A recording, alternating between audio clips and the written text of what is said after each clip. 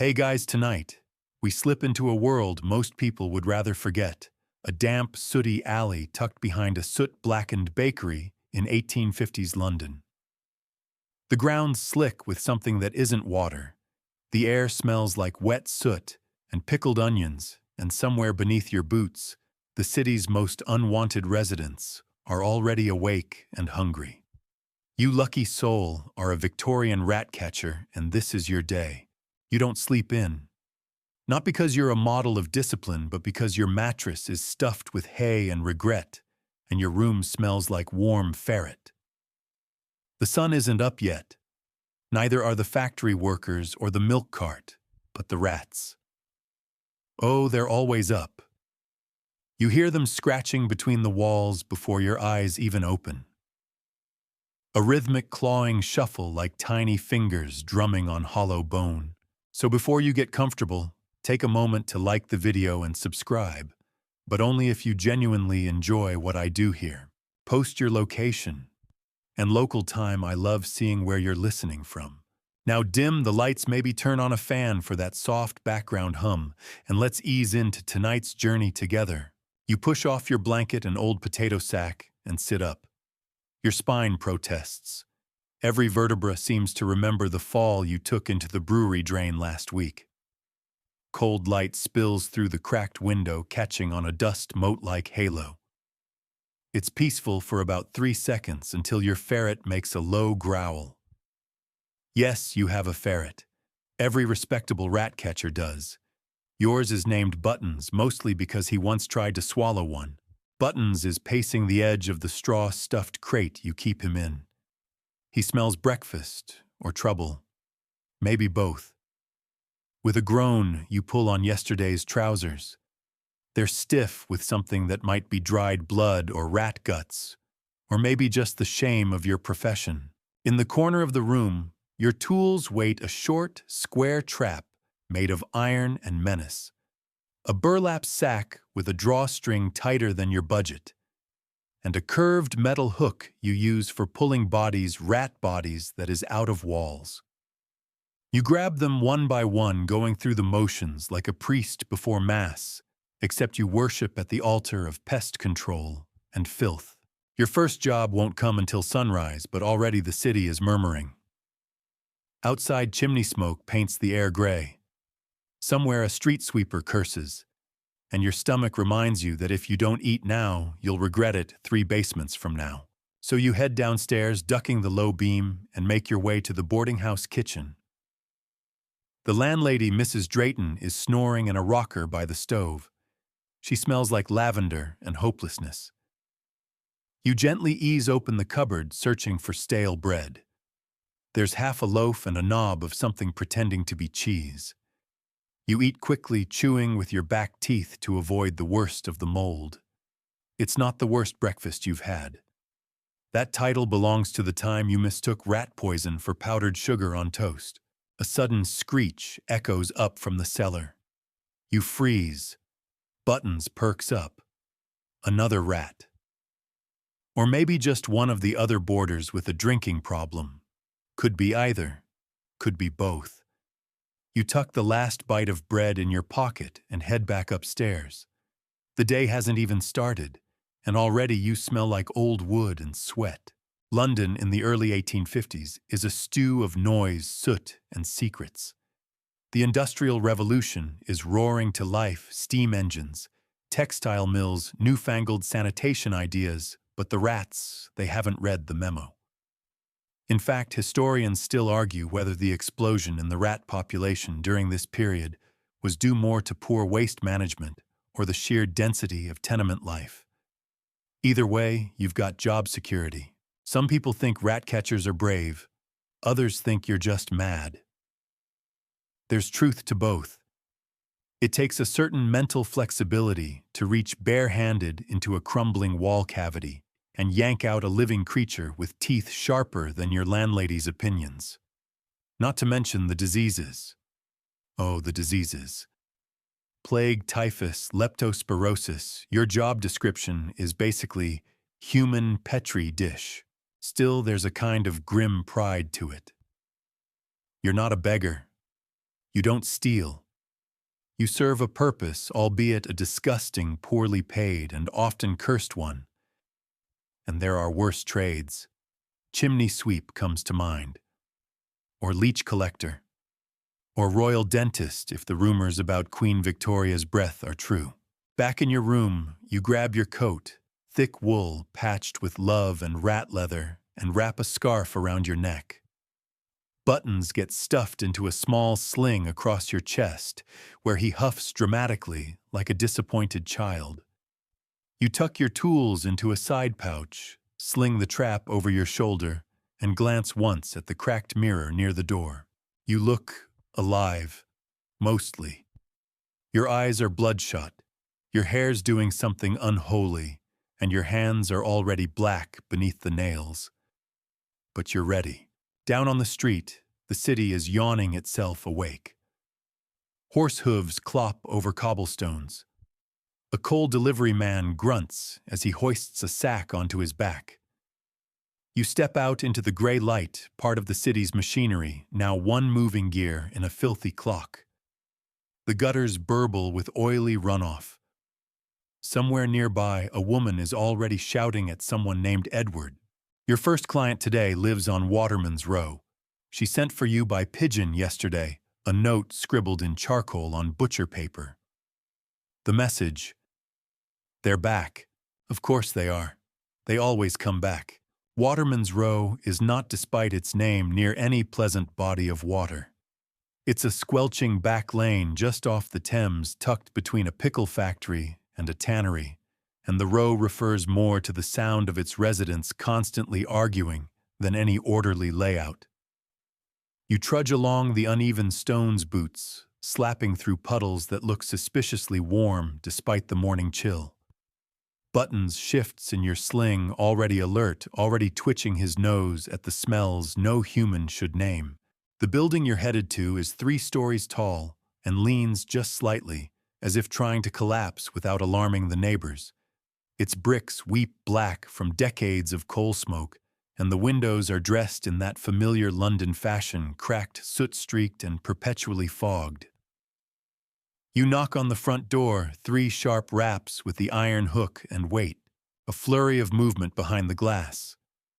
Then the door creaks open a few inches, revealing the narrowed eyes of mad Mrs. Penfold. "About time," she mutters. "They're in me walls again, breeding like Methodists." You suppress a smile. Mrs. Penfold is what happens when stubbornness is left to ferment in a widow's bones for 30 years. She wears 3 shawls and no shoes, and her left eye always seems to be judging you a little harder than the right. She steps aside, and you squeeze in past her, brushing against a hanging string of garlic bulbs, and yes, at least one dead rat nailed to the wall for luck. Her hallway smells like boiled cabbage and something floral that's given up. The floor creaks with each step. You know this place well. You were here 3 weeks ago, and a month before that. The rats always return, and each time the nest has grown a little bolder, a little deeper into the bones of the building. "Kitchen's worst," she says. "Heard them gnawing at the coal scuttle last night. Sounded like they were dancing." You nod grimly, though part of you appreciates the imagery. There is in fact a rhythm to rat movement, sharp little percussive scratches that could be mistaken for music if your imagination leans morbid. You set down your trap on the kitchen floor crouch and run a hand over the baseboards. Soft, damp, slightly warm. Perfect. The walls are practically compost at this point, and the rats know it. You open your sack and pull out a mix of bait lard smeared on stale biscuit, a tuft of dog fur, and this is the trick, half a boiled egg. It's a secret among the older catchers. Rats can't resist it. Historians still argue whether this preference has any basis in biology or if it's just one of those weird Victorian superstitions that somehow worked. Buttons ever the professional wriggles in your sling. You unclip the latch, and he dives out with the confidence of a soldier who's memorized the battlefield. He disappears behind the stove tail, twitching once. Mrs. Penfold pours herself tea from a cracked blue pot, and watches with the cold, amused calm of someone who has long since stopped believing in clean walls. "You ever marry?" she asks suddenly. You blink. "No, ma'am." She sips. Sensible. You finish baiting the trap and slide it into a crawl space you uncovered on your last visit. A neat little tunnel hollowed by generations of teeth and desperation. A rustle, a hiss, a rapid scrabbling squeal, then silence. Buttons emerges moments later, dragging something that used to be a rat and now looks more like a cautionary tale. He drops it at your feet and sits back on his haunches, smug. First of many, you murmur. You reach for a rag and begin the tedious process of clearing droppings from behind the stove. Mrs. Penfold shuffles off to do whatever it is elderly Victorian women do when they're not terrorizing local constables. Probably whittle curses into the doorframe. You spot 2 more rats during the cleanup, both small, both fast, but neither escapes Buttons. He's on fire today. The last part of the job involves smoke. A sulfur candle thick and choking, meant to drive any holdouts from their nests. You light the stubby wick stick it into a clay pot and place it beneath the floorboards near the hearth. As the smoke unfurls, the rats either flee or die trying. Most flee. Some cough themselves to death, which isn't exactly heroic, but it gets the job done. Mrs. Penfold returns just as you're packing up. "That's it," she asks, peering into your bag. "For now. They'll be back." "They always come back." She nods slowly. "Like my second husband. Only with fewer excuses." You try not to laugh. It would feel disrespectful. But she sees your smile and waves you off. "Here." She reaches into a small wooden box and pulls out a fistful of coins, mostly half-pennies, and one suspiciously smooth foreign token that may or may not be currency. You pocket them without counting. Rat catchers aren't paid for precision. You're paid for blood. As you step back out onto Waterman's Row, the rain has started. A slow drizzle at first, then heavier. It hits your coat like soft pebbles. Buttons dives back into your sling and burrows deep, warm, and damp. You head toward the next street, where a man named Burkett has reported scratching noises beneath his floorboards and possibly a severed tail in his soup. He swore on his mother's grave it winked at him. You're halfway down the lane when a boy runs past you shouting, "Oi, rat man, you stink!" He's not wrong. You do. You smell like damp wool death and a faint note of burnt egg. But the thing is, you kind of like it. Breakfast is calling not yours, mind you, but the rats. You're headed toward the boarding houses off Fetter Lane where the plumbing's more suggestion than structure, and the rats are fat from chewing on beef drippings and pipe grease. But first you need a bite of something edible, or at least edible adjacent. The baker on Whitefriars is just pulling yesterday's loaves from the rewarm oven.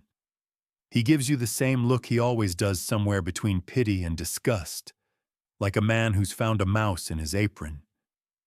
You offer a few coppers, and he slides over a lopsided roll that's been dropped at least once, possibly twice. It's still warm. You take a bite. It tastes like brick dust and raisins, mostly brick dust. Buttons peers out from the fold of your sling eyes, narrowing at the food. He's not above stealing it, and you're not above letting him. The two of you have an understanding. He handles the vermin, you handle the money, and both of you tolerate the bread. You lean against the wrought iron fence across the street, watching smoke curl up from the chimney pots. London's air is already thick with coal and noise. A newsboy is shouting something about the Crimean War. A carriage groans past with a wheel that wobbles ominously like a drunk aristocrat on a staircase. It's not even 9 a.m., and still, you are not the filthiest creature on this street. A man in a checked coat wanders by, eating an eel pie with his hands. A woman in a bonnet flicks a rat off her hem without breaking conversation. And from a nearby alley, you hear the telltale metallic snap of someone else's trap. You're not alone in this trade. In fact, rat catching is almost fashionable now, at least in the way mudlarks and dog skinners are fashionable, useful when needed, invisible when not. Charles Jamrach, the famous exotic animal dealer, keeps rat catchers on staff. Even Queen Victoria reportedly hired one for Buckingham Palace, though historians still argue whether that's fact or Victorian tabloid. You finish the roll and wipe your hands on your trousers. They can't get any dirtier. Time to pay a visit to Mr. Burkett. His house is thin, tall, and slightly purple for reasons known only to whoever painted it while blindfolded. He greets you at the door in a dressing gown covered in tea stains and something that might be marmalade or blood. Hard to say with Burkett. You're late, he says, though you're not. I'm on time, you reply, stepping past him. Your floorboards still singing. He nods with dramatic flair. I heard something last night. Sounded like tiny feet tap, tap, tap. Then a squeak. Then silence. Like they were plotting. They probably were, you mutter. Inside, the place smells of old curtains and forgotten jam. The floor creaks like it's telling secrets, and the wallpaper is peeling in delicate, embarrassed strips. You kneel beside the hearth and listen. Sure enough, there it is. That scratch, scrabble, skitter like claws on a distant violin. You pull out a fresh trap and start baiting. Lard this time mixed with flour and a dash of beer. Fringe rat lore says rats can't resist yeast. You once met a man who swore by Guinness, but he also kept leeches in his trousers for luck, so grains of salt all around. As you slide the trap under the floorboard, Buttons perks up. He stares at the wall with uncanny stillness. Then, without warning, he bolts. You scramble after him, but he's too fast. He disappears behind a bookcase with a noise like paper being shredded. Burkett yelps. That ferret of yours, he's wrecking my almanacs. You mutter an apology, but you're not really sorry. If Buttons smells something, it's something worth finding. You press your ear to the paneling and knock gently. Hollow.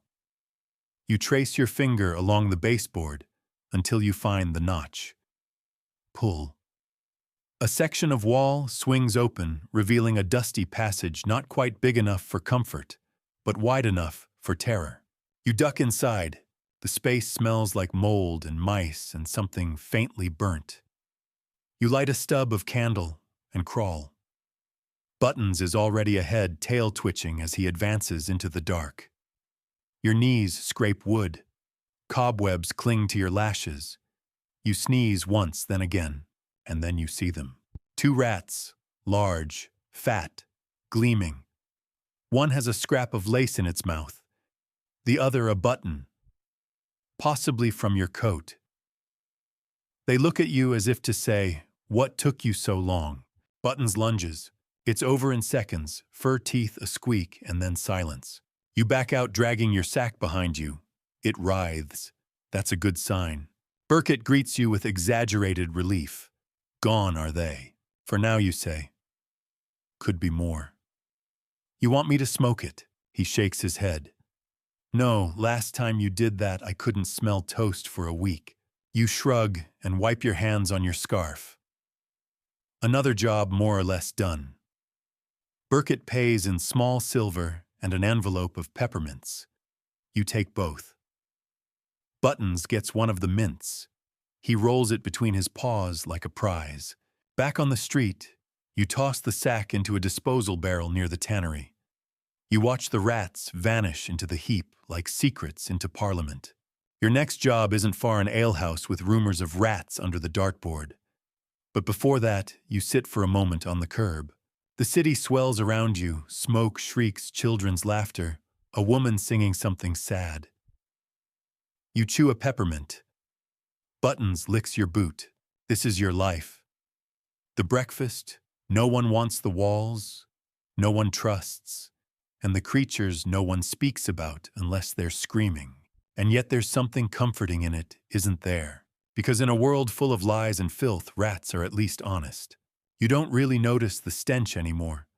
It's just part of the air now, an unholy blend of coal smoke, horse dung, frying fish, and the occasional ghost of sewage. But this next alley still hits you square in the lungs.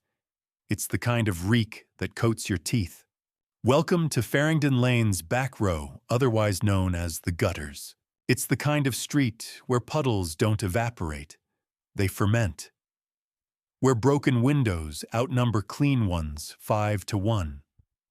Where the walls sweat a sort of eternal dampness and the drains have all but given up. This is prime territory for the creatures you chase.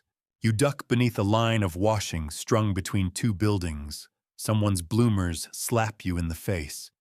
You apologize by instinct and turn left down a side passage. There's your contact, old Gareth the fishmonger's assistant, waving you over with a hand that might once have known soap but now smells like haddock for life. He's got a cap too small for his head and eyes like chipped glass. Back again, a wee, he rasps. Big black ones this time. One bit my boot like it meant it. You nod and follow him down the stairs behind the shop. The smell intensifies. Your boots stick slightly to each step, a tragic tactile sensation. You descend into a cellar lit only by a cracked oil lamp. Fish crates stacked like coffins. Water pooling in corners. Soggy paper wrinkling across the floor like dead jellyfish. Then you hear it, a faint clack, clack, clack that has nothing to do with fish or wind. That's the sound of teeth. Rodent teeth. And not dainty ones either. These are the molars of monsters. Gareth hands you a broken broom for moral support and retreats back upstairs. Can't blame him. The rats down here might unionize. You crouch low and whisper to Buttons. He flicks his tail darts off and is instantly swallowed by shadow. You know the routine now. Wait for the squeal, the scrape, and the triumphant return. But instead, silence. Your gut clenches. You inch forward through the crates, nudging aside fish scales, and what you really hope isn't an eyeball. Then movement. Not Buttons. Something else. Out darts a rat the size of a loaf of bread, dragging a fish head like it's a trophy. You blink. It blinks back. Then it hisses. You hiss too. It feels right. Buttons erupts from a crate behind it, and chaos ensues. There's tumbling, shrieking, a crash that sounds like someone's fortnightly wages in broken pottery. You reach in and grab a tail. The wrong one. Teeth sink into your glove right between thumb and forefinger. You shout something that is just barely PG-13 and wrench your hand free. The glove is torn. The rat is gone. Buttons chases after it, and you chase after both. You end up behind the salting barrels where Buttons corners his prey. You've got just seconds to act. You slam your trap down hard and hear the satisfying click of impact. A shriek, then silence. Buttons sniffs the edge of the trap, as if to say, "Took you long enough." You examine your glove. The bite didn't break skin, but it's close. The leather's frayed. You'll need a new pair soon. Again. Back upstairs, Gareth peers down the stairwell with wide eyes. Well, he asks. You hold up the trap, the rat inside twitching one last indignity. Gareth nods and hands you a warm eel pie and 2 farthings. I put a good word in with the grocer next door, he says. Says he's heard things in the flour sacks. Always do you reply. You eat the eel pie while walking. It's surprisingly edible. Flaky crust, strong seasoning, minimal bones. Buttons stares at you as you chew. No, you say. You get ferret food. He looks offended. You ignore it. Back on the main street, a girl in a blue dress points at you and whispers something to her brother. He shrieks and hides behind a lamppost. You're used to that. You must look like the bogeyman's shift manager. The truth is, you are scary. Not because of what you are, but because of what you're not. You're not neat. You're not rich. You're not clean. You go where other people fear to tread, and you come back with teeth marks and stories, and that makes you suspicious. Useful, but never welcome. As you pass by a barber's shop, A trio of gentlemen inside pause their conversation. One of them lifts his nose and mutters, "Disgraceful." You offer him a polite tip of the hat, fully aware you smell like a Victorian landfill in July. Then you keep walking.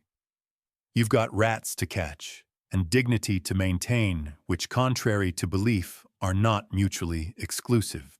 At the end of the street, an urchin flags you down.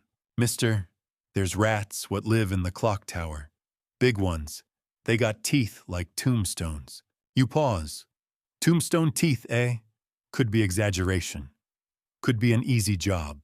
But there's another gig on your docket, first one you've been putting off. Mad Mrs. Penfold's cousin. Yes, there's another Penfold, and her basement is allegedly worse.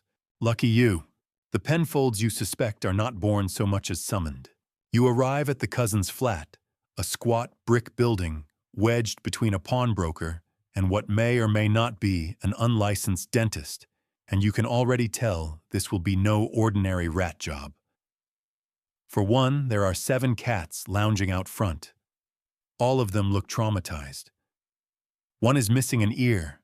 Another is simply staring into the middle distance, possibly reconsidering all 9 of its lives. You knock. The door opens without resistance, as if even it has given up. And there stands cousin Ada Penfold, sharper than Mrs. Penfold, with a stovepipe bun and eyes that look like they've memorized every bad thing you've ever done. "Took you long enough," she says. "Didn't even know you were real," you reply. She doesn't laugh. Of course she doesn't. Ada gestures you in with a bony hand. Her home smells like liniment pickled beets and something distinctly alive. The wallpaper curls in places like it's trying to flee. Somewhere deep within the house, something knocks. Not a door, not a wall. A rhythmic hollow thunk that echoes through your molars. "They're under the stairs," Ada says. "Been scratching at the floor like they're digging for something." You raise an eyebrow. "Digging. They're clever," she mutters. "Too clever." One of them looked at me yesterday. Not glanced.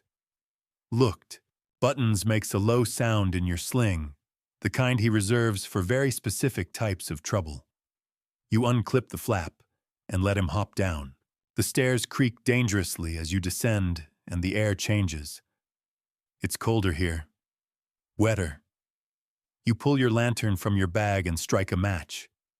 The flame flickers, catching on walls stained with a brownish mold. You crouch near the base of the stairs. Sure enough, the wood has been gnawed clean through in places, teeth marks forming little doorways into the guts of the house. You knock gently on the boards. Hollow. Then the sound comes again. Thunk. Thunk. Pause. Thunk. It's coming from beneath the floor. Buttons circles the area once. Then begins pawing furiously at a corner where dust has settled like snowdrift. You join him, sweeping it aside to reveal a small iron ring embedded in the floorboards. A trapdoor. Ada never mentioned a trapdoor. You glance over your shoulder. Did you know? She's already gone. Vanished. Probably upstairs knitting hexes. You take a breath and lift the ring. The door groans as it opens, releasing a blast of air that smells like rot and wet limestone. You lower your lantern, revealing a narrow crawl space, maybe 4 feet deep. And inside, rats. Dozens, maybe hundreds, nesting in old hay newspaper bones. Yes, bones. You spot a jaw. Human. You mutter, "You've got to be kidding me," and slide into the crawl space. The rats scatter at first, but not far. They regroup quickly. Bold little devils. One runs straight at you and is met by Buttons, who intercepts it mid-charge with a flurry of squeaks and fur. You set traps along the perimeter, baited hooks, spring jaws, and a clever little cage you made from a teapot and a brick. The rats hiss but retreat. For now. You're intruding on sacred ground, and they know it. There's something else in here, too. You feel it. A coldness at the base of your spine that isn't just the crawl space's chill. Something wrong, something watching. You shine your lantern to the far corner. There, half buried in straw, lies a bundle wrapped in oilcloth. You reach for it. Rats scatter. One bites your knuckle. You flinch, curse under your breath, and pull the bundle free. Inside a book, leather-bound, moldy. Its pages stuck together, but legible enough to see names. Lists, dated entries, notes. Not a rat catcher's journal, a ledger. A ledger of rat fights, wagers, names of betters and losers, dates of deaths, and scribbled over every page in ink and something darker, one word. Returned. You don't like this. Buttons makes an uneasy chuff and bolts toward the trapdoor. You follow, tossing one last trap behind you out of spite. Upstairs, Ada waits. She hasn't moved an inch. You found it, she says simply. You nod. You could have warned me. She shrugs. Wouldn't have gone down if I had, would you? She pays in shillings more than expected. You don't question it. You take Buttons in your arms and leave without another word. Back outside, the skies turn the color of dishwater. A fine mist falls. One of the traumatized cats follows you for a block, then loses interest. You feel heavier. Not from the job, from the book, from the name. Returned. Rats don't hold grudges. That's what you tell yourself. That's what you have to believe. But you saw that one watching you. Remember the one that didn't run. And you're starting to wonder, what if it remembered your face? Your glove is still damp from the penfold crawlspace, and the bite mark has started to sting in a familiar, ominous way. Buttons, meanwhile, has decided your coat pocket is the safest place on earth and refuses to come out. You don't blame him. You walk toward your next job with your hand curled around a lumpy coin purse, and your thoughts even lumpier. The streets are louder now, vendors hawking overripe fruit, tin sellers clanging, and the low groan of a horse that clearly didn't sign up for cobbled roads and uphill carts. Everything in the city seems to lean, buildings, fences, even the sky, like it's all tilting under the weight of its own filth. You're called to a butcher's row, where Mrs. Gillian runs a tripe shop that smells like ambition gone terribly wrong. She greets you with her usual smirk and a cloth apron stiff enough to stand on its own. They're back, she says. You give a weary smile. Let me guess, basement again. She jerks a thumb toward the rear door. I've had 2 customers this week complain there were whiskers in their pie. I don't serve pie. The stairs creak as you descend the walls, narrowing like the throat of some great beast.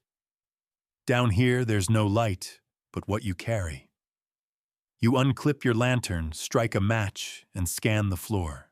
Blood streaks, sawdust, a single cow hoof unloved and half-chewed. The rats haven't just come back. They've moved in. You spot the signs, gnawed bones in neat piles, the remnants of stolen wax paper, a silver fork someone's going to be furious about later.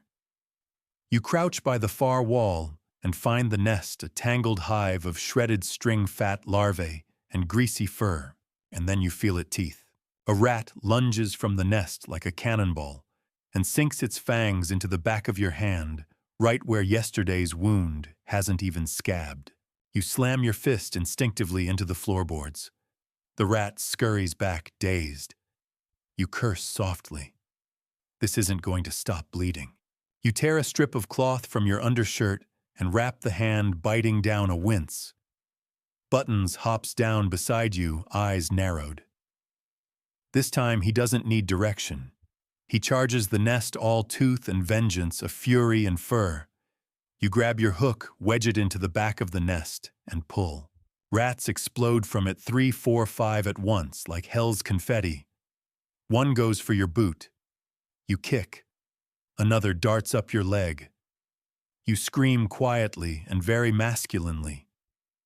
Buttons leaps between your knees and snatches the tail mid-air. It's chaos. No elegance here, just survival. You reset your traps.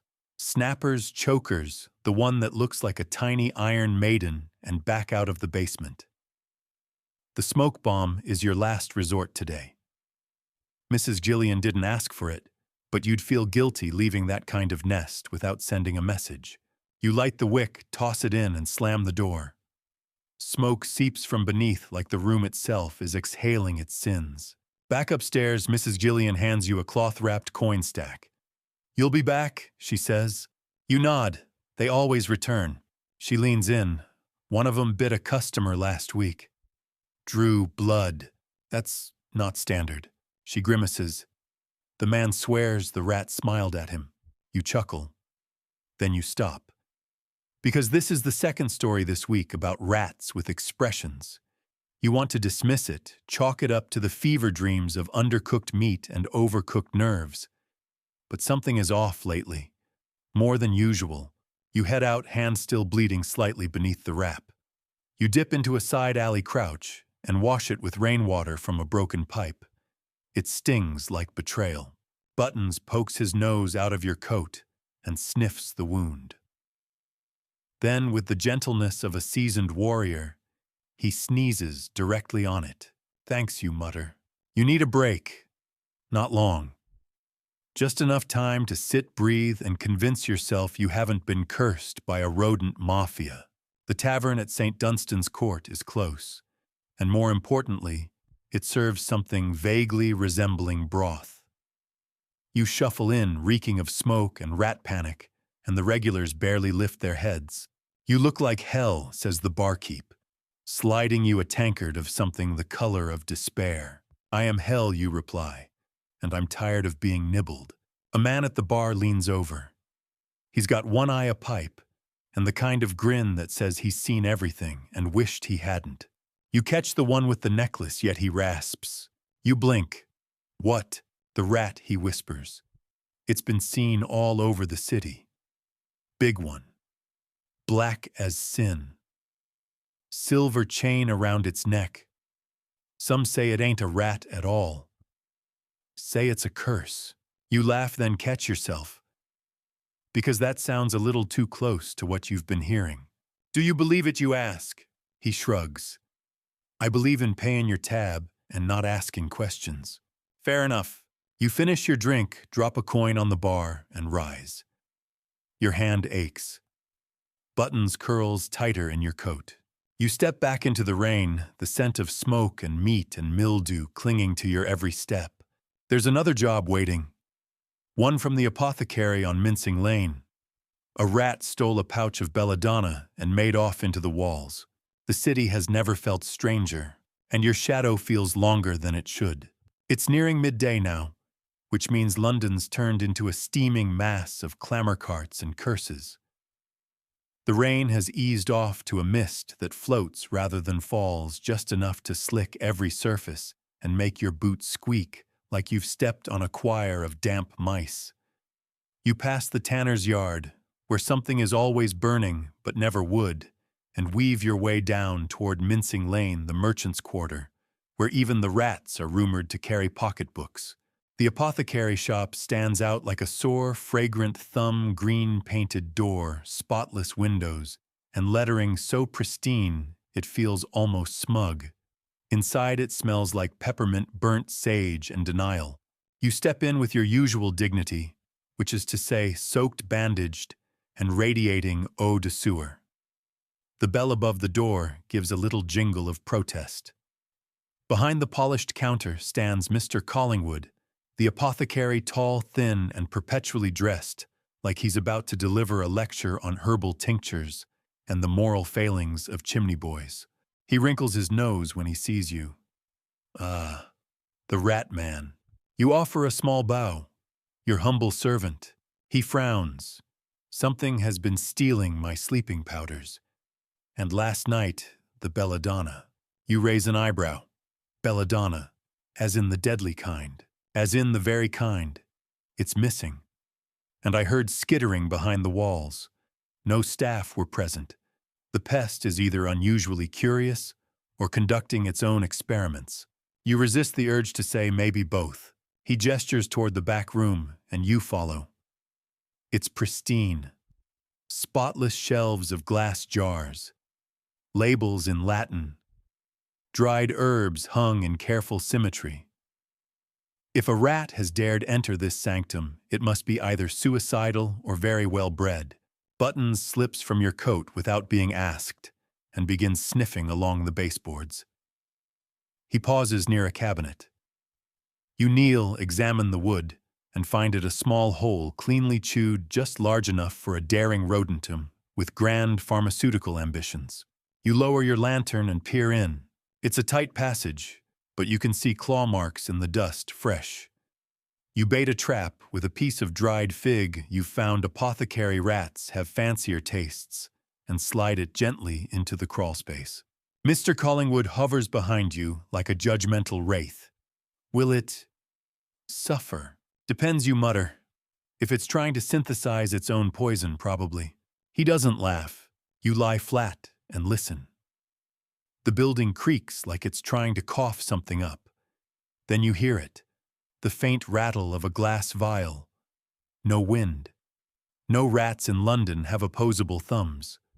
But somehow a vial just moved inside the wall. You whisper to Buttons. He darts in. For a few moments, there's silence. Then a sharp squeak, not from Buttons. A soft shuffle. Then a noise you never want to hear from a place like this. The unmistakable tinkle of breaking glass. You swear and pull back. From the hole bursts a rat, eyes-wide fur, dusted with powdered valerian root and yarrow leaves. It's dragging a pouch, the pouch. It's determined, and it's headed straight for the front of the shop. You give chase. The apothecary yells, not through the tincture section. Too late. The rat zips under a shelf, knocking over a small jar of crushed marigold petals. You dive after it, slam your trap down in a blind motion, and hope. A sharp click. A shriek. Silence. When you lift the trap, the rat is inside, dazed, still clutching the belladonna pouch like a rat-sized handbag. Well, you say, panting, that's a first. Collingwood retrieves the pouch with a handkerchief, like he's diffusing a bomb. You understand this must be disposed of properly. Of course, you say. Just try not to let any more nightshade get enrolled in pharmacy school. He doesn't laugh at that either. Tough crowd. You gather your tools.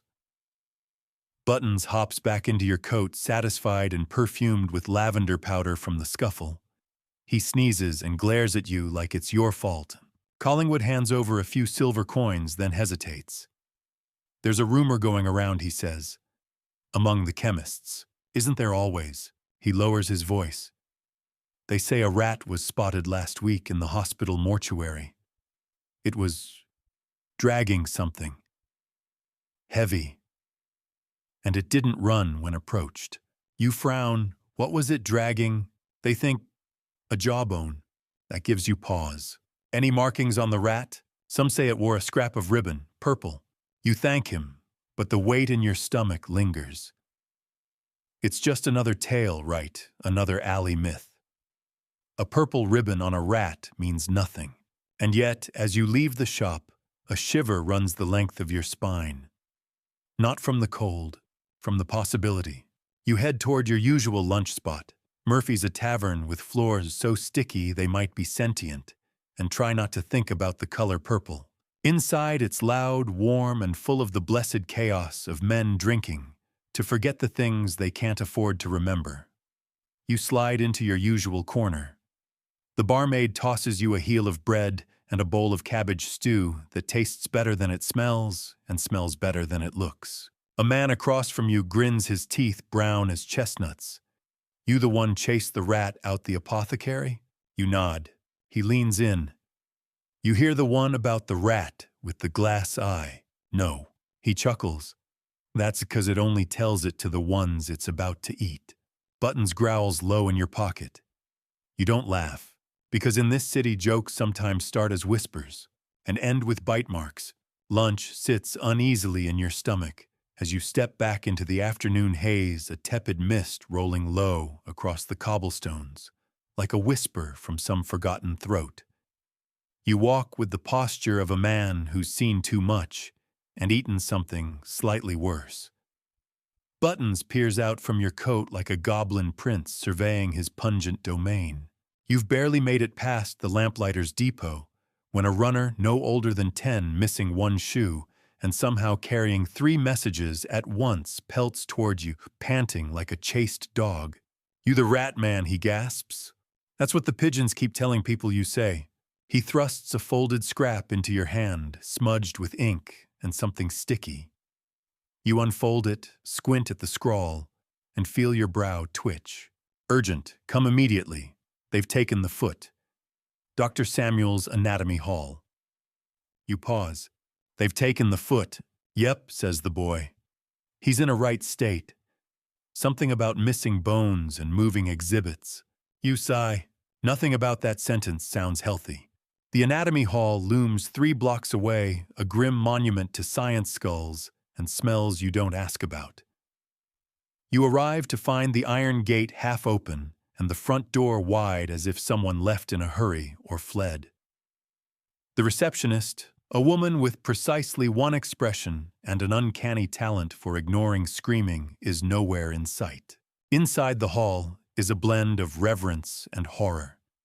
Shelves of preserved organs, articulated skeletons grinning from glass cases, and diagrams with too many lines and not enough explanations. You find Dr. Samuels in the back, red-faced and pacing like a caged orangutan with a stethoscope. "They took it," he barks, before you can speak. "The right foot, size 10, adult male, well-preserved. It was part of the joint dissection demo, and now it's gone." You blink. Gone. Stolen. In the night. Door locked. No signs of forced entry. And there were droppings. He leads you to the dissection room. It smells like vinegar chalk and unresolved trauma. On the slab, a human form under a sheet. Or rather, most of one. The right foot is indeed missing. What remains is clean, too clean. You crouch. Any staff in overnight? He shakes his head. Just the cadavers. And now this. He points to the corner where a few rat turds glisten in the lantern light. Buttons hops down without being told and begins a wide sweep of the room. He sniffs near the cabinet circles twice and stares at a side panel beneath the specimen drawers. You knock. Hollow. Of course. With your hook, you pry it open. Inside is a narrow tunnel of dust wires and something far worse, drag marks. Tiny ones in the dust. 4 little streaks and a smeared trail behind them, just the right size for a human foot. "Unbelievable," Samuels mutters. "They're scavengers, not collectors." Historians still argue whether rats steal bones, you say. Some say they chew them for calcium. Some say they're just curious. Samuels wipes his brow. Well, this one was bloody curious with toes. You slide inside the tunnel belly to the boards and crawl. It smells like the inside of a coffin someone forgot to drain. Buttons slinks ahead, tail high as you inch forward. 5 feet in, you see it, the foot, or rather the arrangement of it. It's been propped on a pile of shredded linen like a grim shrine, and surrounding it, bits of other things, buttons, wire, scraps, a thimble, a jawbone from something canine. The rats aren't just hoarding anymore. They're decorating. Then you see it, the rat. Huge. Black. Watching from the far end. It doesn't flee. It doesn't squeak. It just stares. A scrap of cloth is tied loosely around its midsection. Purple. You freeze. Buttons doesn't. He charges. The rat vanishes in a blink. Buttons gives chase, and you follow, cursing and bumping your head twice on a low joist. The tunnel forks, narrows, and opens again into a crawl space under the old storage room. You hear the scuffle, then a shriek, not a rat's. Buttons. You scramble in just in time to see the purple ribbon rat vanish through a crack in the wall. Buttons is limping, one leg dragging. You scoop him up, heart thudding. He's not bleeding, but his pride might be. Back in the anatomy room, Dr. Samuels is pacing in fresh horror. You place the foot on the slab. Found it. He recoils. What were they doing with it? Interior decorating, apparently. He doesn't find that funny. You wrap Buttons in a rag and tuck him gently back into your coat. He's quiet. That's not like him. Samuels frowns. Should I be worried professionally? You nod. Extremely. He pays you with a shaking hand. If this gets out rats stealing body parts, my lectures will be empty. Or very full, you mutter. Outside, the sun is trying and failing to break through the fog. The world feels different now. Colder. Edged. Rats don't decorate. They don't collect. They don't tie ribbons. Unless they do now. Unless something's changed. You head toward the rag factory, your next call, where rats are rumored to be nesting in the steam pipes. Buttons sleeps twitching. And behind your eyes, the image lingers. The foot, the shrine, and those tiny deliberate paws. The rag factory hits you like a hammer made of mildew and wet wool. Even from half a block away, you can smell it: hot fabric, chemical dyes, steam, and something deeper, more primal. The scent of fibers that have absorbed too many lives and too few washings. You tighten your scarf, not for warmth, but to keep the stench from settling too deeply in your lungs. Buttons stirs in your coat, still groggy from the encounter at the anatomy hall, his hind leg twitching like he's dreaming of vengeance. The factory looms ahead, a squat, red brick monstrosity, surrounded by wagon carts, stacked high with fraying cotton bales, and burlap bags that twitch suspiciously when no one's looking. You approach the loading dock and knock on a rusted metal door with the head of your hook. The clang echoes like you've struck the ribs of some massive industrial beast. The door creaks open, and a wiry man with ink-stained hands peers out. You, the catcher. That's the rumor, you reply. He grunts and waves you in. We got a situation. Inside, it's a chaos of color and noise. Spinning wheels, great looms, clattering like iron skeletons, dancing themselves to death, dye vats, bubbling thickly in corners, and shouts in at least 4 dialects as workers try to hear themselves over the noise. The man leads you through a maze of fabric stacks to a rear corridor. He leans in. It's the steam tunnels. They're nesting in there. We hear 'em at all hours. But they don't sound right. Define not right, you ask. He shrugs. Organized. Like they're workin'. That phrase stays with you. You descend an iron staircase slick with condensation into a corridor that runs beneath the factory proper. Steam valves hiss at intervals, creating sudden bursts of warmth, like the factory is breathing on you. The air is dense. Your coat grows heavy with damp. Buttons grumbles and crawls out of your inner pocket, giving you a look that says, "If you bring me down one more tunnel today, I'm unionizing." At the end of the hall is a rusted hatch. The man opens it and steps back. We found this open 2 nights ago. No one knows who unlocked it. You climb in. The tunnel is narrow, lined with damp brick and strewn with bits of string pins, fabric ends, discarded things, but not randomly discarded. Piled, stacked, patterns forming. You squint and realize the scraps are arranged in loops, spirals, strange, crude symbols. Buttons freezes beside a bundle of silk rags. He doesn't move, just stares. You crouch next to him and gently lift the bundle. Beneath it, rats. 3 of them. Silent. Sitting in a triangle. One twitches its nose. Another turns its head, slowly. The third has something in its paws, a thimble. It offers it to the others. You back away. Rats don't gift. You throw a small rock into the center of the triangle, and in a blur, the rats scatter. Buttons dives after them more out of duty than enthusiasm. You set 2 traps near the fabric nest, baiting one with beef fat and the other with the last of your fig. Then you follow the tunnel deeper. You find bones. Not many, just enough to make you pause. Bird maybe, squirrel. But they're clean, placed, arranged like parts waiting to be reassembled. This isn't instinct. This is intent. Historians still argue whether rats have hierarchies sophisticated enough to organize outside feeding. Some say no. Some whisper yes, but only under pressure.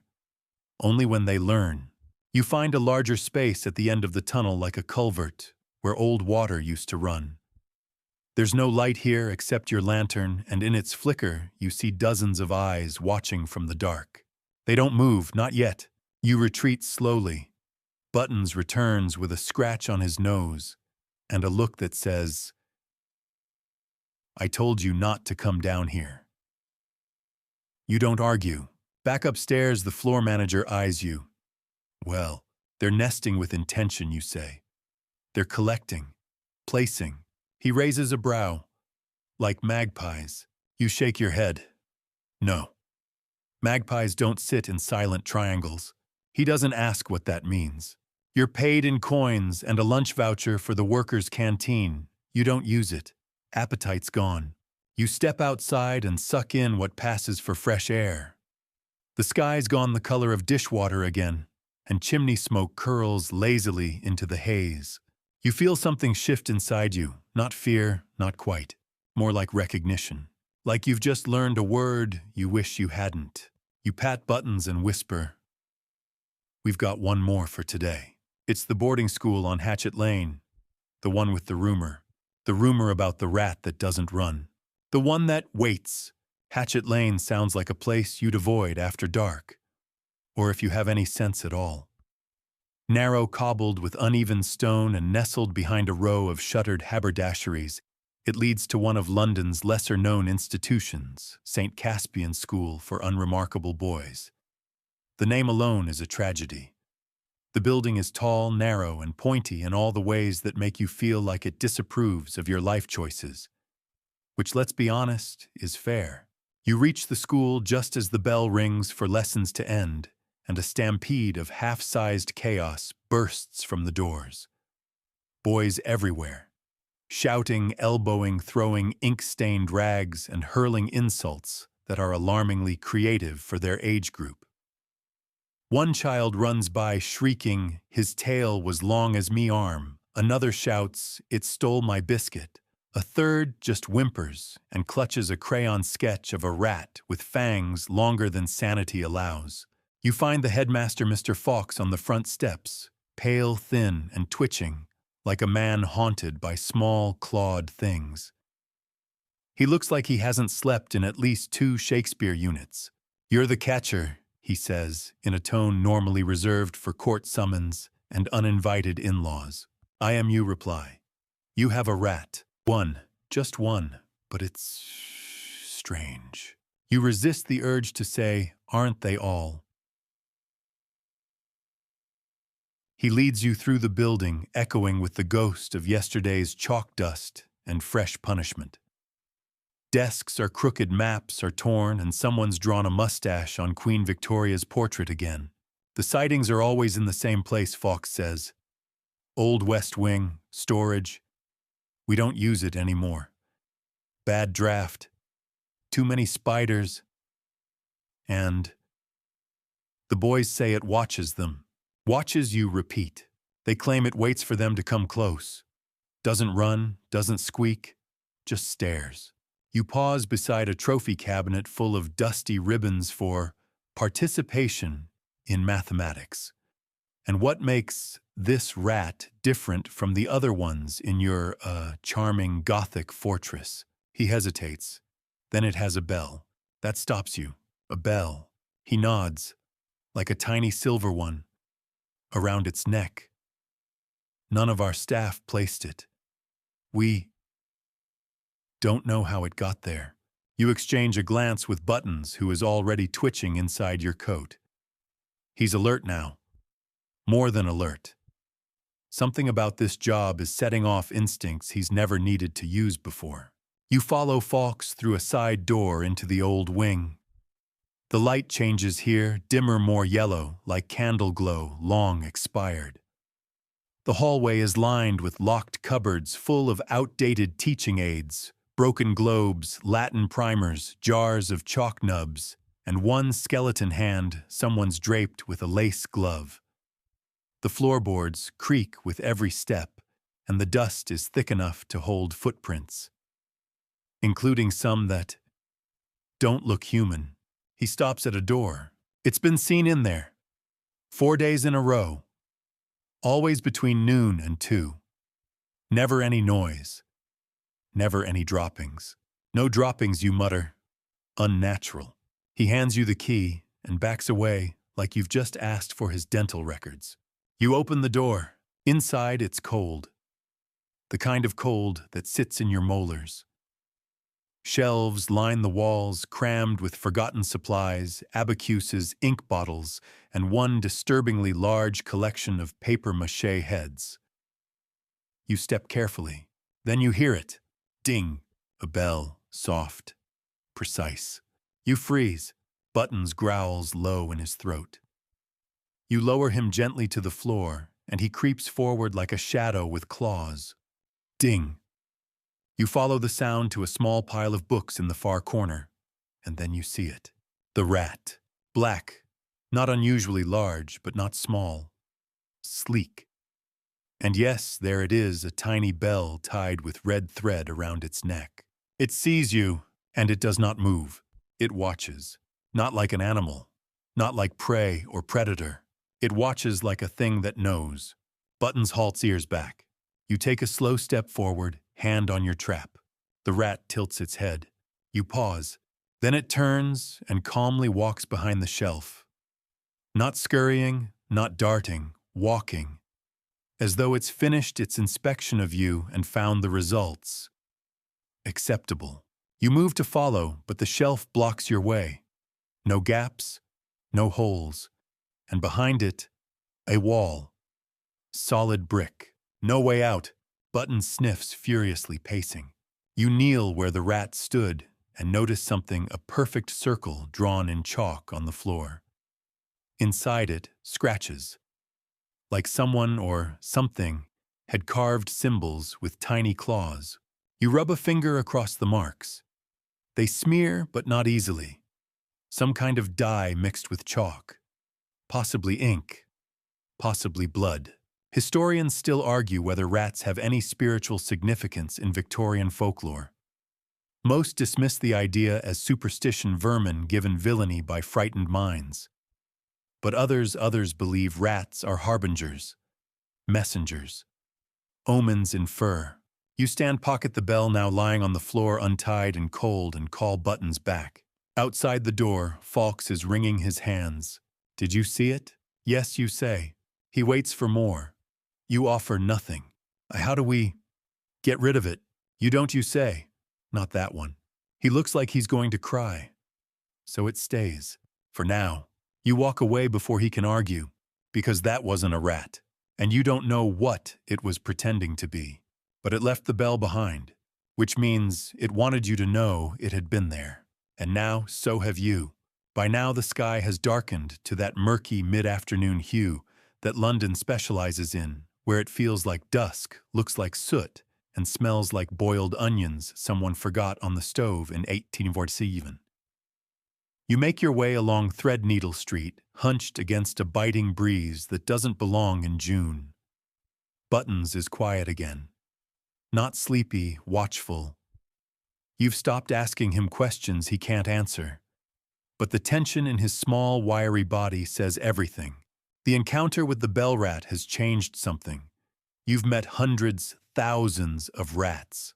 Biters, runners, nesters. But that one didn't run. It knew it was being watched. That circle on the floor wasn't instinct. It was intention. And if rats are doing things with intention. Now your profession is about to get a whole lot more philosophical. You're still chewing on that thought when a well-dressed woman nearly collides with you at the corner. Oh, she gasps. You must be the catcher. The one with the creature. She gestures vaguely toward Buttons, who chooses this moment to glare at her with the disdain only a ferret can muster. I'm Mrs. Carraway, she continues, breathless. There's a problem. At the vicarage. That's new. Vicarages, in your experience, tend to have fewer rat infestations and more theological crises. Still, you nod and let her lead the way through a winding lane that smells faintly of beeswax and gilt. The vicarage is pristine. Whitewashed walls, trimmed hedges, a little brass knocker shaped like an angel. You step inside and instantly feel the judgment in the air. This is the kind of house where sins are whispered about over tea and biscuits that crack teeth. She takes you to the pantry. It's here. The vicar doesn't know. He's delicate. Please be discreet. The pantry is immaculate. Polished stone floor, sealed glass jars, dried herbs in labeled containers. And still there in the corner, droppings. You crouch. Fresh. You whisper, "Why does it always have to be the vicarage?" Buttons hops down and immediately starts pacing the far wall. You feel along the baseboard and find the telltale hole neat round and carved with more care than any rat should possess. You frown. There's something inside it, something shiny. You reach in with the hook, feel a catch, and tug. Out slides a scrap of parchment, folded, tied with a thread of red wool. You open it slowly. Inside, a single word, scrawled in ink, jagged and uneven but unmistakable. Observe. You stand heart-pounding just a little too loud. Mrs. Carraway. You say carefully, "Has anyone else been down here recently?" "No," she replies. "Only me. And the vicar's housekeeper. But she's gone to Brighton for the week." You don't mention the note. You shouldn't, but you slip it into your coat anyway. Button sniffs near the shelving, then lets out a low growl. You push aside a basket of dried lentils and find it. Another rat? But this one, it's wrong. Its fur is patchy. Its eyes are cloudy, not from blindness, but milkiness. Like they've seen things they shouldn't. And stitched crudely into the flesh of its back is a small silver pin. You don't move. The rat stares at you, unblinking. Then slowly it turns around and walks back through the hole it came from. No scurry, no fear, just that same deliberate walk. You take a moment before you speak. "There's more going on here than infestation," you say. Mrs. Carraway nods. "I knew it. I told the vicar he shouldn't have thrown out the old hymnals. Some of them were bound in unusual ways. You file that away for later. Back on the street, the wind is rising. The clouds have grown thick and low, and you spot chimney smoke moving sideways, instead of up. London isn't behaving like London. You stop in a side alley to check Button's leg. The bite from earlier is healing, but you notice something new scratches near his shoulder. Not from fighting, no, these are marks. 2 thin lines side by side.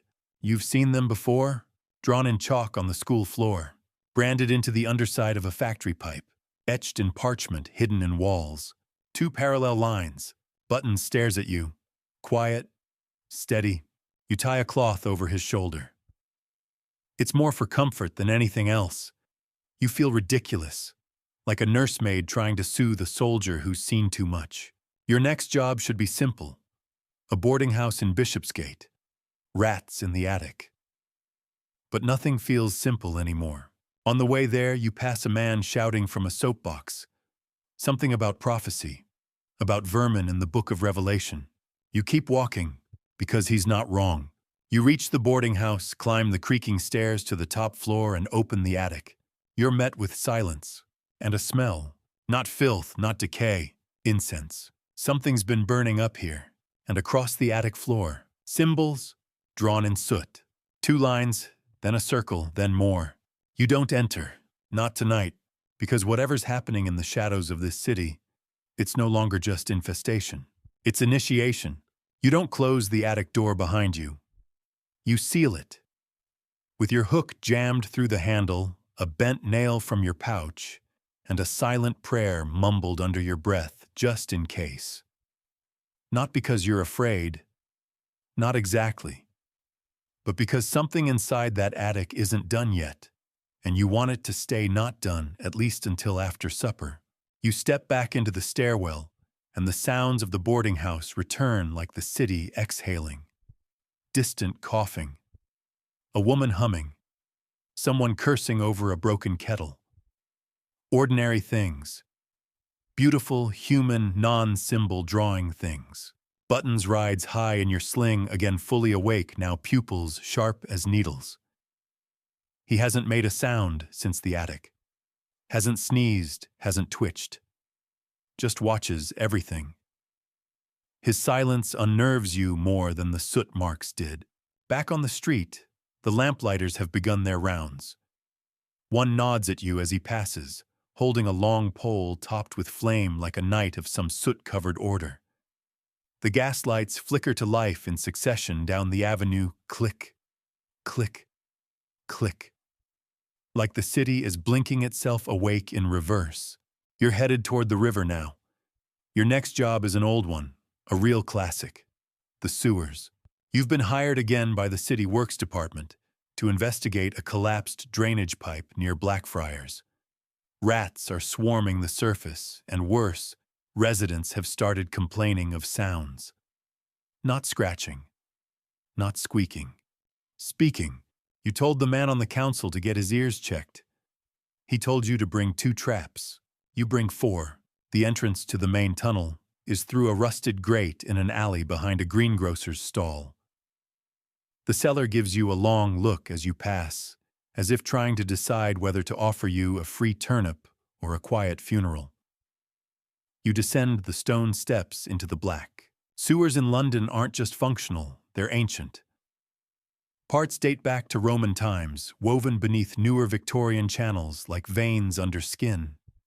You light your lantern. The air here is thick, warm, and old. Your boots slap wetly as you move, the sound bouncing off the walls like warnings from people long gone. The broken pipe is near an intersection of 3 tunnels. You see it immediately: cracked, stone, exposed brick, a dark cavity beneath like a mouth yawning open.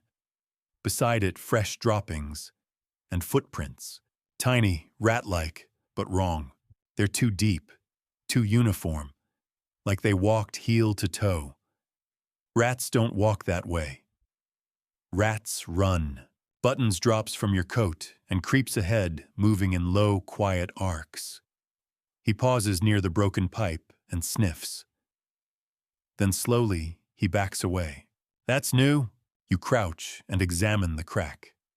There are bits of cloth wedged in the gap, strands of what looks like lace, a silver button. You reach in and pull something out. It's a scrap of paper. You hesitate. Then you unfold it. Another word. Different ink. Same shaky hand. Gathering. You freeze. That word settles into your chest, like a pebble into mud, small but heavy. Final. It means you're not early. You're late. They're already here. Then you hear it. From somewhere in the tunnel ahead, a soft murmur. Not quite words, but close. You press your ear to the wall, muffled, rhythmic, like a crowd whispering in unison, chanting. You snuff your lantern. Not because you want to, but because light suddenly feels like an invitation you can't afford to send. You inch forward, hugging the left wall, hand on your hook.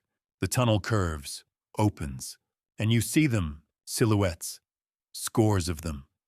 Rats, all facing the same direction, sitting in neat rows, a semicircle. In the center, something rises, a crate, a stone, no, a skull, human. On top of it, a rat, large, back straight, eyes closed, and around its neck, a silver chain. The silver chain. You don't breathe. The rat opens its eyes. And in that moment, every rat in the circle turns. To you, you backpedal, trip, fall into the muck with a splash that echoes like a shot. Buttons, hisses, and bolts. You scramble upright, lantern flaring as it hits stone. You grab it, relight it, and shine the beam. Nothing. They're gone. The chamber is empty. Not a paw print in sight. You stand there, dripping the paper still clutched in your hand. Gathering. Back on the street, the world feels too quiet. The grocer has packed up. The sky's nearly black. You head toward your lodgings not because the day is done, it isn't, but because your thoughts need walls around them. You open your door, and sitting on your bed waiting is another scrap of paper. No envelope, no seal, just a word. Soon. Buttons growls. You sit beside him in the dark, and you finally admit it. You're not hunting them anymore. They're inviting you. You don't sleep that night. You lie on your lumpy cot coat, still on hat, tossed somewhere near the window, and stare at the ceiling like it owes you an apology. Buttons curls at your feet, unmoving. Every so often, his whiskers twitch. You don't know if he's dreaming or listening, but you suspect it's both. The paper sits on your chest. Soon. That's all it said. No name, no mark. Just the word. But it's heavy. Heavier than the sack of coins from Mrs. Gillian. Heavier than the skulls in the anatomy hall. Because it means this isn't random. You're being watched, noticed.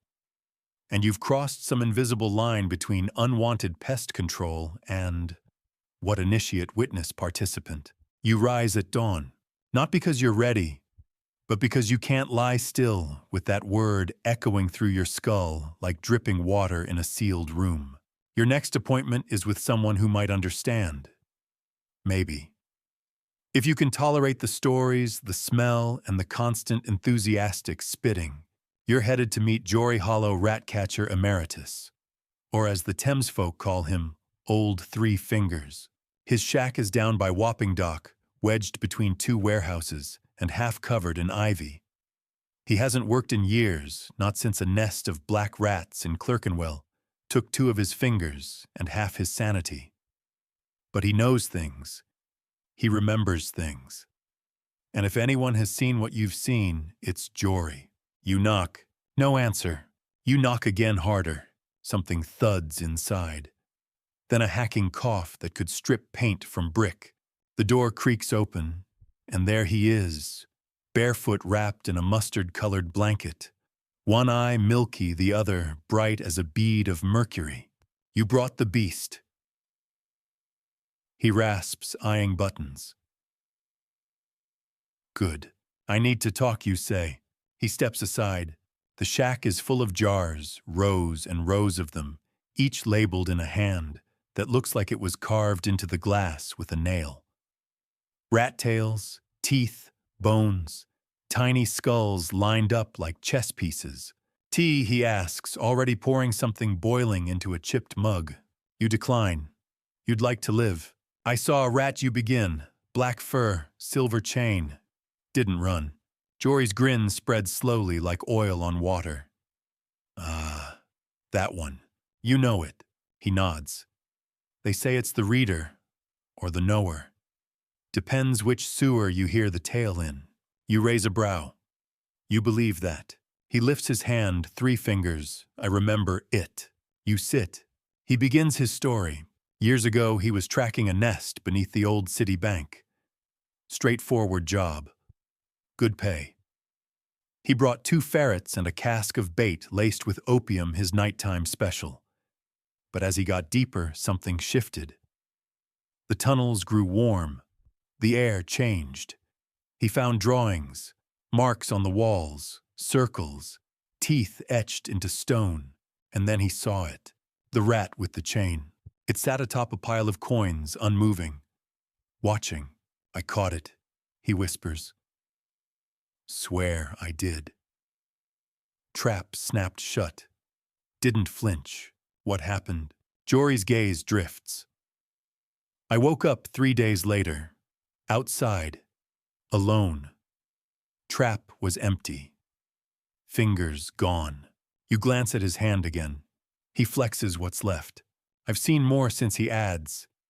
They leave messages, in dirt, in soot, sometimes in meat. You pull the notes from your coat. These, he doesn't touch them. He just nods. You're marked now. Marked for what? His smile turns solemn. They don't bite anymore. Not unless they want something. And you're being tested. You lean in. Tested for what? Jory leans closer, his breath like boiled onions and candle wax. You're being asked if you'll follow, if you'll join. You sit back. Join what the rat choir. He laughs, coughs, spits into a jar labeled wisdom. They've always been beneath us, he says. But now they're learning to look up. You leave soon after, unsettled. Back on the street, London continues its eternal churn. Carriages rattle by. Coal smoke curls from chimneys. A man shouts about cabbages. Life continues. Blind, deaf, innocent. But you aren't innocent anymore. You head toward your next call, an old client, a man with a bakery near Spitalfields. He says something's chewing through the flour sacks again. You don't know what you'll find. You don't know if it matters. Because whether it's the flower, the crypt, or the bell, everything is pointing downward. Everything is leading you underground. You stop at a crossroads and look down. There between the bricks is another mark. 2 lines, 1 curve, and beside it, a rat. Not moving, not watching, waiting. You don't move right away. The rat doesn't either. It just sits there perfectly still on the edge of the curb like it's waiting for a carriage or a confession. Its fur is damp from the early morning drizzle. Its paws are tucked under its chest like a sleeping cat. But its eyes, small, dark, steady, are fixed on you. Not in fear. Not even in curiosity. A recognition. You blink first. When you look again, it's gone. Not darted. Not scurried. Just gone. Like smoke or memory or sleep before sunrise. You kneel down and examine the stone where it sat. The mark is still there, etched into the mortar between cobbles, faint but deliberate 2 vertical lines and a curve beneath. Like a symbol or a signature. You draw a finger across it, still damp, still fresh. They're not just following you anymore. They're leaving notes. You rise and continue toward the bakery. You could ignore it. You could say it's all coincidence. But even London has patterns, and this one's starting to look like a map. Or worse, a path. Spitalfields stinks of yeast and coal this time of day. The bakery in question, Morris & Sons, is tucked between a butcher's shop and a barber's window filled with jars of hair clippings. You step through the door and are instantly enveloped by warmth and the scent of flour butter and faint despair. Mr. Morris is waiting behind the counter, his apron dusted with the kind of white that no amount of washing will ever truly remove. He's a small man with a nose like a curved pastry knife and hands that twitch like they miss kneading dough even when they're idle. "You're late," he says. "They've chewed through the rye again. Good morning to you too," you mutter. He waves you toward the back. The bakery's basement is a cramped space with low ceilings and bags stacked like flowery tombstones. Buttons hops down as you enter, immediately alert. The sacks rustle before your boots have even hit the floor. Movement. Fast. Coordinated. You light your lantern and freeze. They haven't chewed the sacks. They've opened them. Neatly. Like they used tiny knives or sharp claws with patience. The flour isn't scattered. It's piled. In circles, 7 of them. Perfect even circles flattened and pressed into the floor. In the center of each, something placed deliberately. A crust of bread. A bone. A bent nail. A thimble. A button. A human molar. And in the last one, what appears to be the broken top half of a monocle. You don't touch anything. Buttons moves cautiously, his body low, his nose twitching with slow, precise pulls of breath. He stops near the circle with the molar and makes a small noise, part growl, part whimper. Morris peers in from the stairs. "I swear they're mocking me," he says. "Every morning it's like this now. I sweep, I rearrange, I burn the nests. And they just do it again." You nod slowly, your gaze still fixed on the circles. "They're not nesting anymore," you murmur. "They're building." Morris snorts. building what a tea room. But the words don't land like a joke, because they're not funny. Not today. You crouch and examine the flower more closely. In one of the circles, you see lines traced into the dust patterns so fine they look like writing. You can't read it, but it feels like something meant to be read. Historians still argue whether rats possess spatial memory beyond the immediate, whether they can plan, map, or even learn over generations. Some experiments suggest no.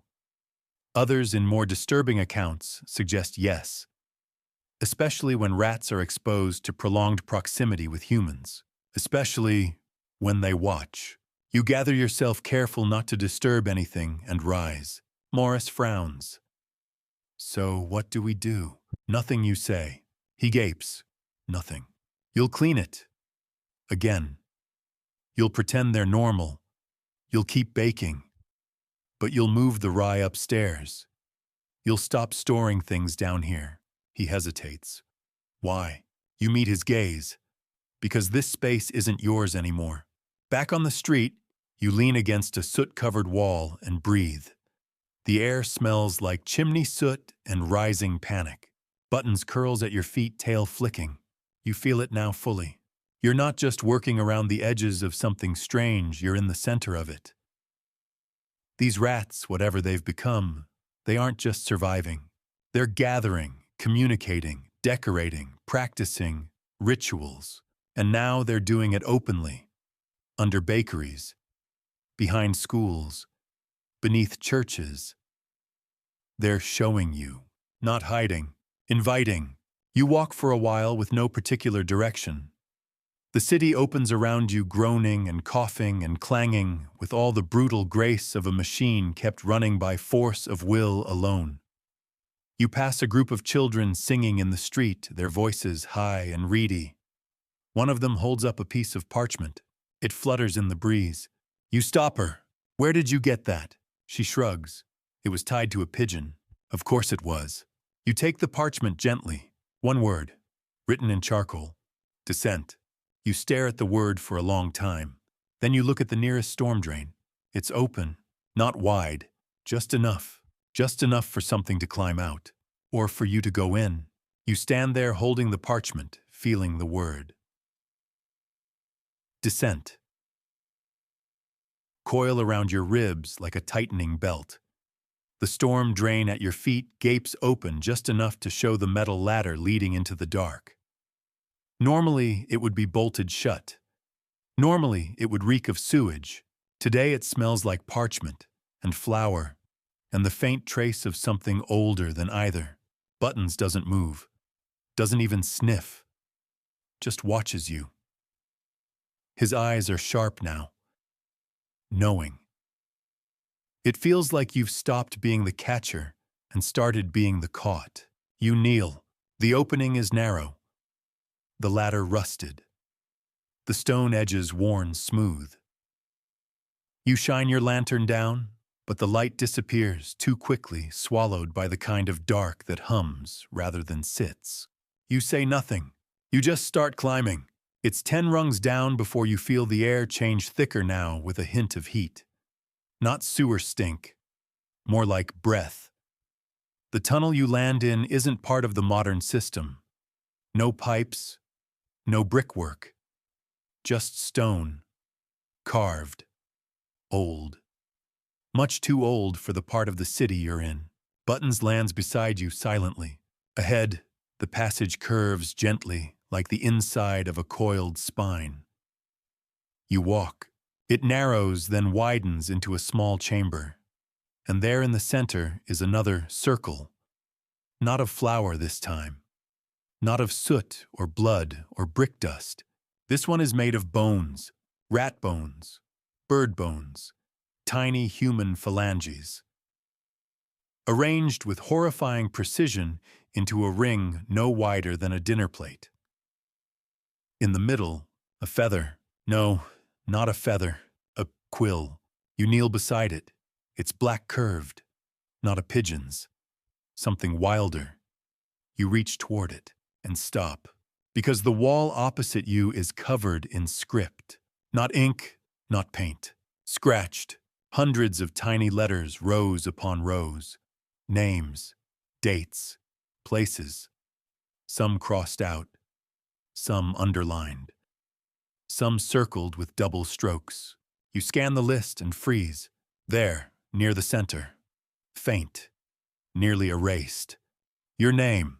A chill sweeps down your back, colder than sewer air has any right to be. You don't remember signing anything. You back away, slowly. Behind you, something moves. You spin around, trap half drawn from your belt, and find yourself face to face with a rat. Not the rat, but close. This one is blind. Its eyes clouded milky pearls sunken in dark sockets. But it doesn't scurry. It sits, upright, regal. Something tied to its neck dangles ribbon or cord, you can't tell. In its mouth is something small. It waddles forward. You should run. You don't. It drops the object at your feet. A ring, iron, simple, burnished with age and filth. You pick it up.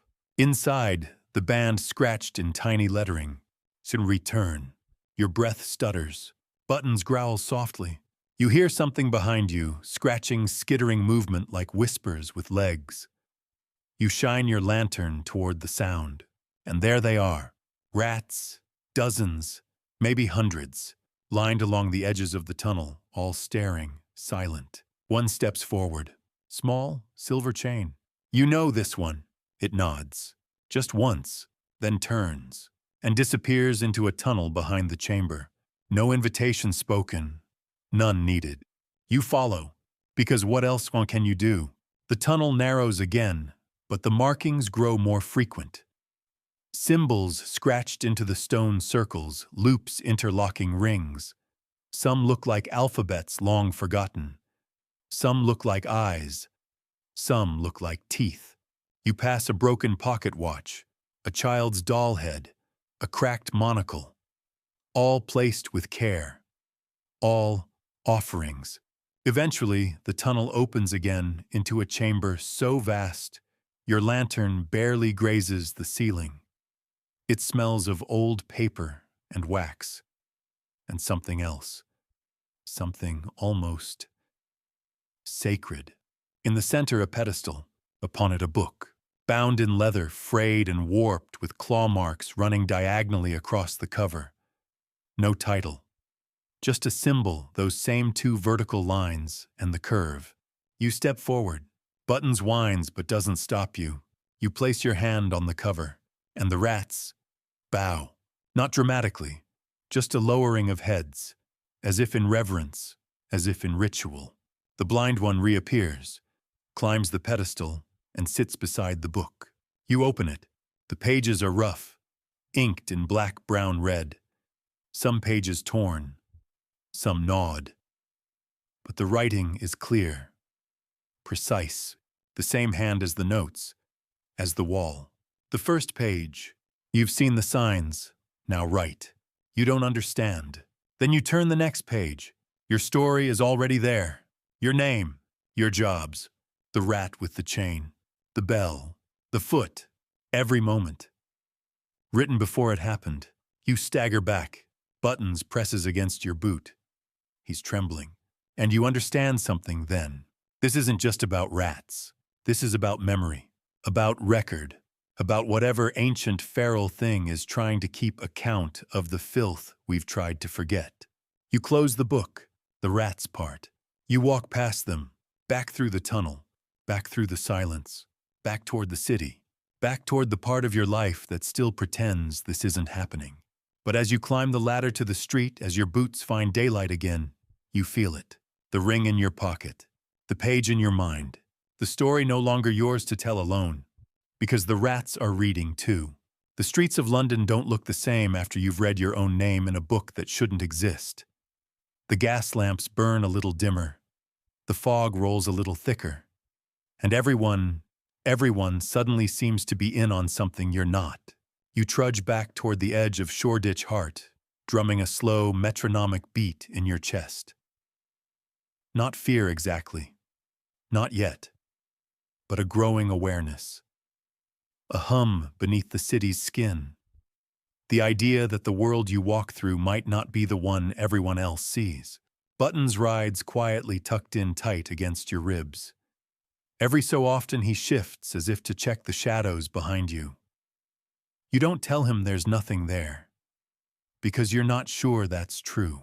Your next call is a curiosity, a note delivered by gloved hand this morning from the personal secretary of one Lady Blakemore, widow of the late Lord Horace Blakemore, and as far removed from tenements and butcher shops as one can get without moving to Bath.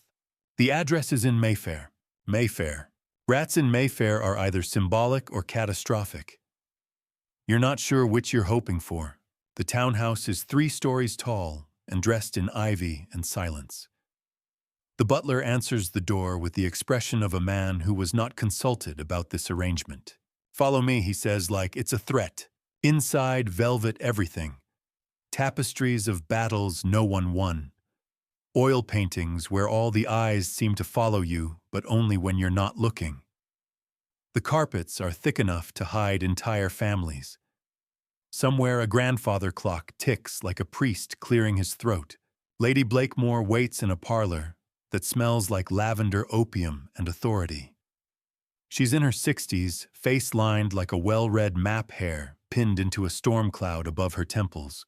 "You are the one who handles infestations," she says. "I am," you reply quietly. She lifts a porcelain cup. "And do you believe in hauntings?" You hesitate. "Only the living kind." She nods like that's an acceptable answer. "There is a presence in my husband's study," she says. "At night things move. Scratching, footsteps, a whispering. My new maid ran out last week claiming she saw a rat walk across the desk carrying a monocle. You don't ask whether the monocle was Lord Blakemore's, because you already know it was. She leads you to the study herself. Mahogany shelves, thick drapes, a writing desk, the size of a small barge. You recognize the smell now: paper tobacco and something else: dried ink. Old ink and blood. She leaves you alone. You wait for a few minutes. Then you hear it. Scritch, scritch, scritch. You crouch near the desk. Buttons hops down, nose to the ground. His fur bristles. There, beneath the writing chair. A hole. Too clean. Too precise. You lower your lantern and find a small object sitting just inside. A scrap of parchment. You reach in. The edges are curled, brittle. You unfold it carefully. This one says, "Amend." That word hits harder than observe. Harder than gathering, because it implies something even worse. That someone or something has decided your story needs editing. You feel the shift in the room before you see the movement. The curtains sway, the desk creaks, and then a rat appears. Slender black with a speck of white on its back in the shape of a question mark. It holds something in its mouth. You crouch low, palm open. The rat steps forward and places the object in your hand. A key, small, iron, ornate. You look up. The rat is gone. You rise, turn the key over in your palm, and feel its weight unnatural. Not heavy, but present. Like it's already opening something, whether you use it or not. You scan the room. On the far wall, a bookshelf. You walk over. Second shelf, 3rd volume in The Modern Rat and Its Mysteries. First printing. Of course. You pull the book. There's a click. The shelf swings forward with the groan of disused hinges, revealing a narrow door you'd have sworn wasn't there before. Inside stairs. Descending. Button sniffs the air, then hops onto the first step. You follow. The staircase spirals downward far longer than it should in a house this size. The walls narrow. The light dims. You descend 40, 50, 70 steps before you reach the bottom. A door. Plain. Unlocked. You push it open and step into a chamber lit by a single swaying lantern. The walls are lined with tiny drawers like an apothecary's chest, but each is labeled not with medicine or herbs, but names. Dozens. Hundreds. You search quickly. You find your own. You pull it open. Inside a tooth. Not yours, human, yellowed, and a folded scrap. It reads, "You do not forget." Then the lantern sputters, extinguishes, and something in the dark moves. You don't wait. You slam the drawer shut and bolt for the stairs. Buttons climbs ahead of you, scrabbling against the slick stone. You reach the top, breathless shoulder the shelf shut, and feel the key burning against your palm. Back in the parlor, Lady Blakemore sips her tea.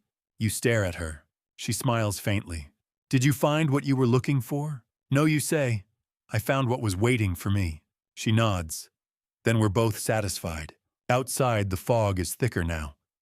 The air buzzes with things unsaid. You don't go home. You go to the river. You drop the key into the Thames. But you know it won't matter. Some doors open even after you lock them, especially when the rats have the master copy. You try to tell yourself that tossing the key into the Thames meant something, that it drew a line, that it ended something. But as you watch the ripples fade across the surface, you realize the truth that key wasn't an invitation. It was a reminder. A gentle tap on the shoulder from something with very small hands and an impossibly long memory. You head home anyway, not because it's safe, but because you need walls. You need something to put your back against. London streets have turned muffled and wet the way they do when fog has wrapped itself too tightly around the chimneys. You pass by a preacher shouting about judgment and gutters, a dog barking at a drain, a butcher hanging sausages in his window while muttering about voices in his cellar. You pretend not to notice the rats watching from the eaves. Back in your room, you peel off your coat and hang it near the stove. Buttons climbs into his crate with a soft grunt and curls into a tired comma. You start a small fire with damp matches and sit beside it, letting the orange light draw flickering lines across the walls. Your boots are wet. Your gloves are stiff. There's dried blood on your sleeve from a job. From something else you can't remember. You drift briefly in that fragile space between exhaustion and sleep until someone knocks at your door. Not hard, just deliberate. 3 times. You don't move right away. You just sit staring at the flame. Then you rise quietly and open the door. Standing there is a child, barefoot, soot-smudged, eyes too large for his face. He doesn't speak. He holds out an envelope. You take it. He vanishes down the hall without a sound. You shut the door and stare at the thing in your hand. Heavy paper. Black wax seal stamped not with a family crest, but a chucked rat's paw print. Of course. You break it open. Inside one sentence. You are expected. No time, no place. Just the certainty of an obligation. You turn the envelope inside out, hoping for something more. And you find it just the faintest trace of ink on the fold. A date. Tonight. You check the wall clock. It's already past 10. Of course it is. You sigh, grab your coat, and whistle low. Buttons groans, but stirs. He knows the tone. It means someplace dark. You step into the street. The fog has gotten thicker, so dense now it seems to cling to your skin. The gas lamps are halos in the mist, and every alley whispers. You don't know where you're going. You don't need to. You just follow. Every so often you see a rat at a corner, then gone. At a drain pipe, then vanished. They're not fleeing. They're leading. Through Leadenhall. Down a back alley off Ironmonger Lane. Past a statue you swear wasn't there last week. Until finally you reach an archway you've never noticed before. Old stone, soot-streaked, wrapped in ivy that looks wrong. It frames a stairwell sinking into the earth at a gentle angle. No light, no sound, just gravity and invitation. You descend. The air here is cold, but not lifeless. It pulses. You feel it in your fingertips. The walls are close and curved. This tunnel isn't part of any London map you've seen. And you've seen most of them. It opens into a chamber like a forgotten church, but instead of pews there are stones, flat arranged in spirals. Upon each sits a rat, Still, watching, waiting. In the center is a circle just like before. 2 lines, 1 arc, and in the middle, you. You don't know why you step in. You just do. Silence falls. Then a figure emerges from the dark. Not a man, not a rat. Something in between. A robe stitched from linen paper and fur. A face hidden beneath a mask fashioned from bones and watch parts. Hands pale and small with claws where fingernails should be. It carries a book. The book! And it opens to a page that's already written. Your name, today's date, and beneath it, a space, empty. Waiting, a pen is offered. You don't take it. The figure tilts its head, not threatening. Patient. It knows you'll write. Not today, maybe, but soon. Because you've followed the signs. You've read the words. You've heard the whispering under your floorboards. And in this city of filth, smoke, and forgotten corners, there is no ladder back up once you've started climbing down. You bow your head, just once. The rats lower theirs in unison. The figure closes the book. You are dismissed. Not rejected. Postponed. You leave the chamber. You don't speak. Buttons ride silently against your chest.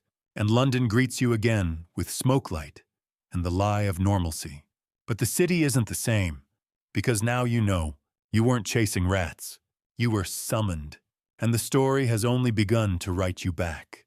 The next morning arrives reluctantly, dragging its gray light across your floorboards, like a blanket soaked in ash. The fire's gone cold. Your boots are still damp. Buttons sleeps curled around a crumpled glove, breathing slow ears, twitching every so often, like he's chasing ghosts through the sewers of his dreams. You sit by the window and stare out at nothing. Fog again. London's eternal disguise. But now you know it's not just a trick of weather, it's cover. A curtain pulled across the stage so the real performance can rearrange itself. You should rest. You need to. But there's a knock at the door. Not 3 slow taps like before. This one is brisk, businesslike. You open it. It's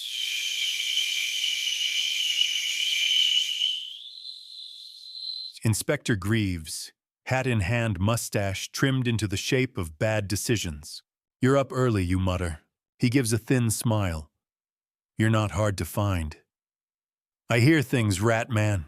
You arch a brow, such as, he steps inside without asking, brushes soot from your windowsill with a gloved hand, and says, I've got 3 bodies, and a theory I can't say out loud without losing my pension. You interested? No. But of course you are. He tosses a folded slip onto your table. It's a coroner's report. Sparse. But the details are clear. 3 deceased. Found in the crypts of St. Mary's Cathedral. A part of London not known for sudden death or dramatic surprises. Cause of death unknown. All 3 bodies share one thing. Teeth marks. And something stranger. Their hands were positioned as if in prayer but backward. Rats, you ask? He shrugs. Could be. But then we found this. He produces a matchbox from his coat and slides it open. Inside a ring. Simple iron, familiar. Inscribed inside. You return. You sit down. Slowly. You know what it means, Greaves asks. You nod. I've seen one before. He frowns. Where? In the dark. He doesn't press. Come with me, he says instead. You want answers, we're going into the ground. St. Mary's is a fortress of stone and stained glass. Older than most of the living. Newer than whatever sleeps beneath it. The crypts open with a grating screech like the earth objecting. You follow Greaves down, buttons on your shoulder now alert and still. The air is heavy with mildew and something sweeter like rotting roses. The light is bad. You pass alcoves full of stone saints and tombs that have forgotten their names. The bodies lie on a cold slab beneath a tattered tarp. You pull it back, not mutilated, not chewed, unarranged. One of them, an old man, has a symbol scratched into his palm. 2 lines, 1 arc. Of course. The second has parchment tucked into their sleeve. You unfold it. 1 word. Heard. The third, Nothing, except their mouth has been filled with flour. You look at Greaves. This wasn't an attack. No, this was a message. Greaves squints. From who? You don't answer. Because the truth is worse than who. It's how many? You step away and scan the walls. Then you see it, in the brick. Scratched faintly with claw or nail. A spiral. Dozens of names written in a coil, the center too smeared to read. But one name near the outer edge. Yours. And just beneath it. Pending. Buttons makes a small noise. A warning. You turn. The corridor behind you is dark. But the rats are there. Not moving, not hiding. Just waiting. Greaves doesn't see them. Or pretends not to. Got a theory, he asks? You nod. They're not feeding. They're copying. Us. Mimicking our rituals. Reenacting death as we define it. Why? You look down at the word in your hand, heard. Because they've been listening. Greaves laughs, but it sounds nervous. You sound mad. You don't answer. Because you might be. But madness has patterns. This is something else. You leave the cathedral without speaking. Outside, the sky breaks into a light drizzle, as if London itself has decided to weep quietly. You pass by a child drawing in chalk on the sidewalk. Circles. Lines. She looks up at you and whispers, "They're looking for you." You don't ask who. You already know. You walk. Through alleys where you used to lay traps. Past doors you used to knock on. To a small square where pigeons fight over crumbs, and the statues forget why they were built. There on a bench sits an envelope. No stamp, no address. Just your name. Inside. A single strip of paper. No word this time. Just a map.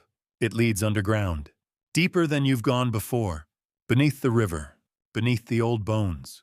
Beneath even the book. You fold it carefully and look down. At the cracks in the pavement. At the smallest of footprints leading into the drain beside your boot. And you realize you're not descending anymore. You're returning. You've been underground before. In sewers and cellars, beneath bakeries, beneath schools. You've waded through muck, crawled through soot-touched things you wouldn't name even under oath. But this is something different. This descent begins not with a ladder or a knock or a smell. It begins with a map. Hand-drawn, lines shaking, arrows etched in a fevered hand. A network of tunnels that don't appear on any city plans. Even the names are wrong, the wet-eyed jaw route crossing the spindle. Places no sane cartographer would chart. The first entrance is through a drain behind the old tannery. Of course it is. You arrive by dusk, the air already heavy with mist and the stench of rendered flesh. Buttons walks beside you now, not in your coat. He won't ride for this. The grate is half-loose rust, flaking like scabs. You pry it up with your hook, and the city exhales something wet and ancient from beneath. The tunnel beyond isn't tall enough to stand in. You crouch, crawl, breathing shallow.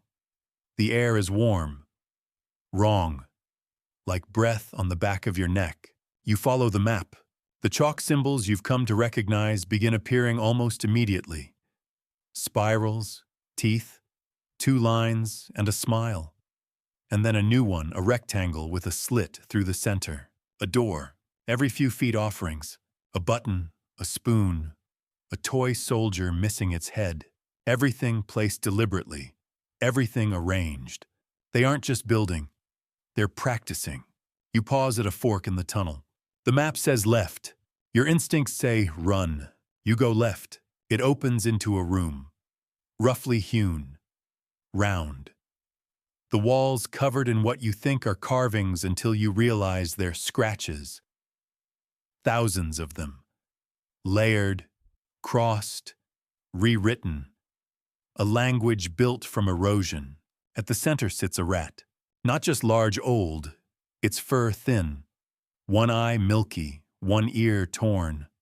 But its posture is regal, dignified, and in front of it a stone slab, upon which rests something wrapped in cloth. You crouch slowly. Buttons stays behind. The rat watches you. You reach out, unwrap the cloth. Inside is a trap. Your trap. One of yours. Bent, rusted. The hinge broken in the exact way you remember from a job 3 years ago behind a fishmonger's on Fleet Lane. You left it behind, but they didn't. The rat nudges it with its nose, as if to say, "We know what you've done." You lower your head, not in shame, in acknowledgement, because this is a message too.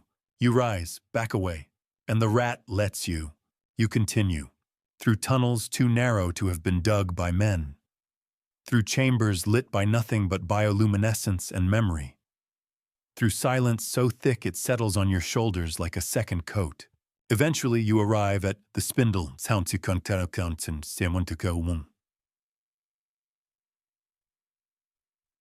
The map ends here. It's a spiral staircase carved into the bedrock. No railing, no torch. Just worn steps winding down into black. You descend, step after step. The air grows colder, moister.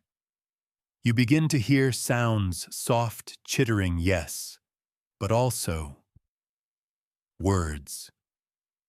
Not yours, not theirs. Something in between. At the bottom is a vast stone door, etched with symbols, the two lines, the smile, and something else, an open eye. You reach out, and it opens itself. Inside is a chamber not built but grown. Pillars of fungus, walls of root.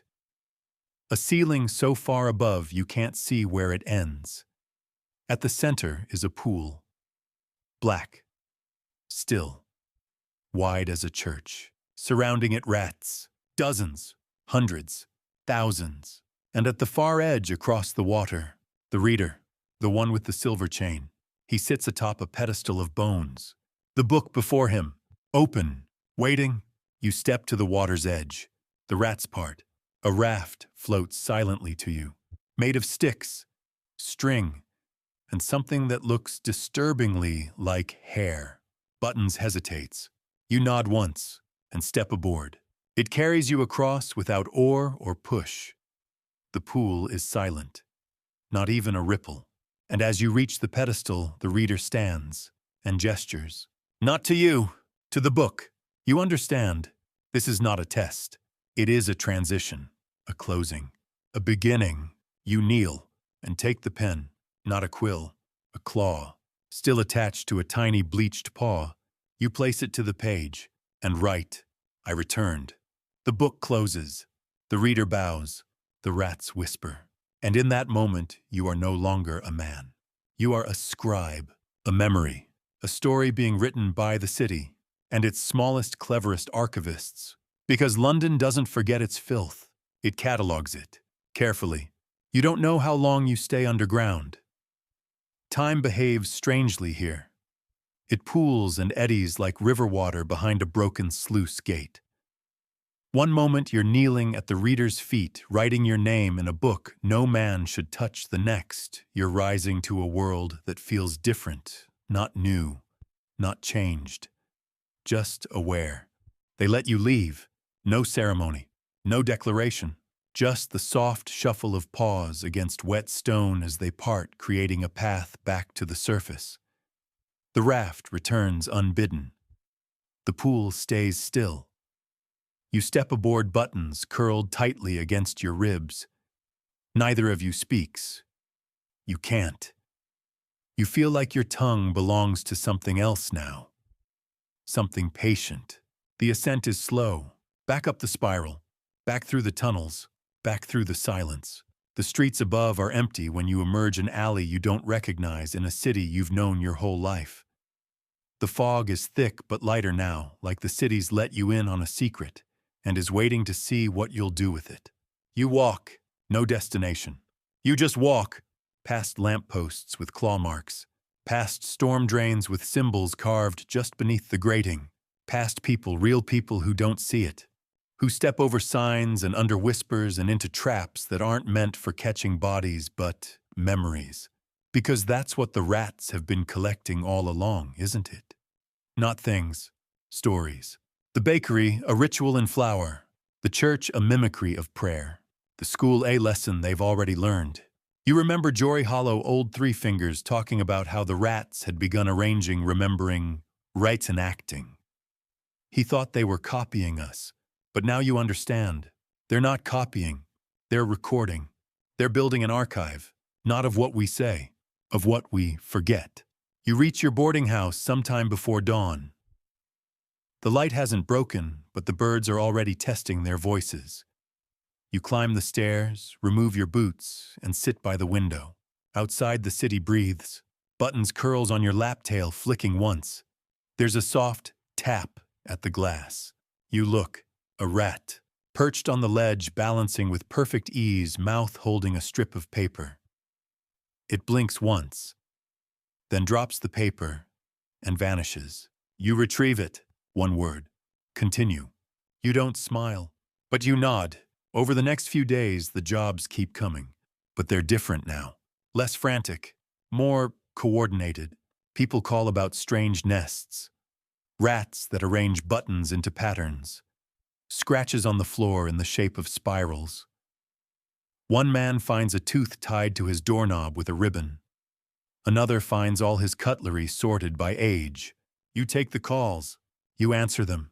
But you don't trap the rats anymore. You observe. You record. You witness. And each time somewhere in the scene you find a new word. Folded into flour. Scratched into wood. Carved into stone. Begin. Trace. Right. It's clear now they're curating. They're guiding. You start keeping your own book. Nothing fancy, just parchment stitched into oilskin. But you write every job now. Not in payment ledgers or incident logs. In stories, in memory. Because the rats aren't the infestation. They're the librarians. And you're just their new clerk. One night you get a knock at the door. No letter, no child, no fog. Just a woman in a black coat, pale as chalk hair, pulled back so tightly her thoughts must whistle. She looks at you like she's expecting something. I heard you don't kill them anymore, she says. I don't. She nods. Then you'll want to see this. Her flat is near the old millworks, in a part of town so crooked the street signs lean like they've given up. Inside, everything is neat, clean, organized. Except for one room, the nursery. There on the floor a circle. Not chalk, not blood, not flour. This time it's light, reflected, dancing. It comes from broken glass arranged in a spiral, each shard angled just so. At the center, a doll, porcelain, eyes missing, hands crossed. And beside it, a rat, sleeping. Wrapped in thread like a child's toy. You don't touch it. You kneel, and when you rise, you turn to the woman and ask, have you forgotten anything lately? She looks at you, then at the spiral, then nods. My daughter, she whispers. 2 years ago. Sometimes I forget what her voice sounded like. You don't respond. You just write, because that's what they want now. Not obedience, not fear. Just remembrance. Even if it's borrowed, even if it's stolen, even if it's kept in tunnels under bones and arranged in teeth and flour and ash, they are building a library of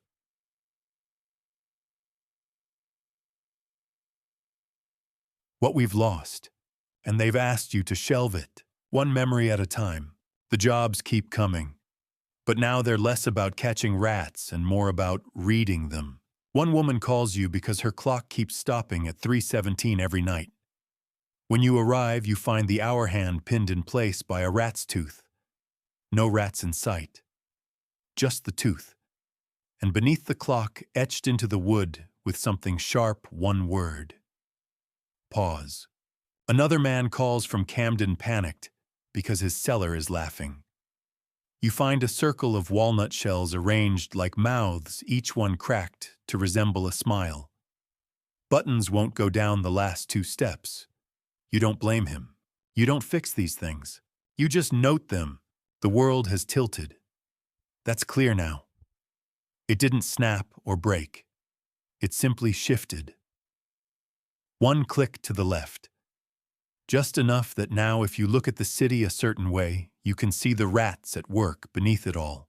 Not scavengers, not pests, archivists. Every case you're called to brings a new variation. At a grocer's shop, the potatoes have been carved, not chewed, shaped. Tiny busts, faces with expressions. One looks alarmingly like the grocer himself. At a bookbinder's, pages from old ledgers have been rearranged, bound together with whiskers and twine. The resulting book reads like a diary of things that never happened until the day they do. At a cobbler's workshop, every left shoe has been moved to a perfect spiral in the center of the room. The cobbler says he woke in the night, hearing tiny footsteps in chorus. You believe him. The rats don't hide from you anymore. They don't run. Sometimes they even wait, sit in open sight, hold something in their paws, an earring, a broken comb, a button, and offer it to you like a priest handing over a relic. You take it, every time, and you write. Your notebook is thicker now.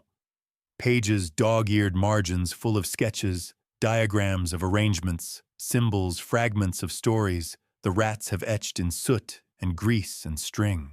Some days you catch yourself forgetting how this started. Just a job, just a trade, boots, traps, blood coin. But now you're part of something, a living library made of teeth and tunnels, memory and mildew, and it's growing. One evening you receive a letter, no return address. Just a wax seal this time, shaped not like a paw, but like an eye. Inside a list, a series of names, no explanation. Just first and last names in neat black ink, a small X beside the last entry. Your name. You study it for a long time. Then you fold the paper and put it in your pocket. You understand. This isn't a warning. It's a schedule. You start visiting the names on the list. One is a laundress whose cellar has started humming at night. One is a boy who claims his drawings come to life when he sleeps, and that the quiet ones bring him new crayons in the dark. One is a man who doesn't remember writing a will, but keeps finding copies of it under his pillow. You visit, you observe, you write, and always, always the rats are there. Just outside the frame, just beyond the lantern's reach, not watching you, watching them, because you're not the only story they're collecting. You're just the only one who knows it. Then one night you come home and find something waiting. Not a rat, not a letter, but a mirror, propped against the wall inside your room, polished to a shine you haven't seen since before the fog set in. It's old, framed in twisted metal that curls like roots or veins. You stare into it. At first it shows your reflection, then slowly the image shifts. Not your face anymore, someone else. Familiar, tired. A man kneeling before a pool, a book open on a pedestal. You, or something that was you. A page turns in the mirror, and your own handwriting begins to appear. You close your eyes. When you open them, the mirror shows nothing but smoke. You reach for your notebook, but it's already full. Every page, even the blank ones, you open to the last entry.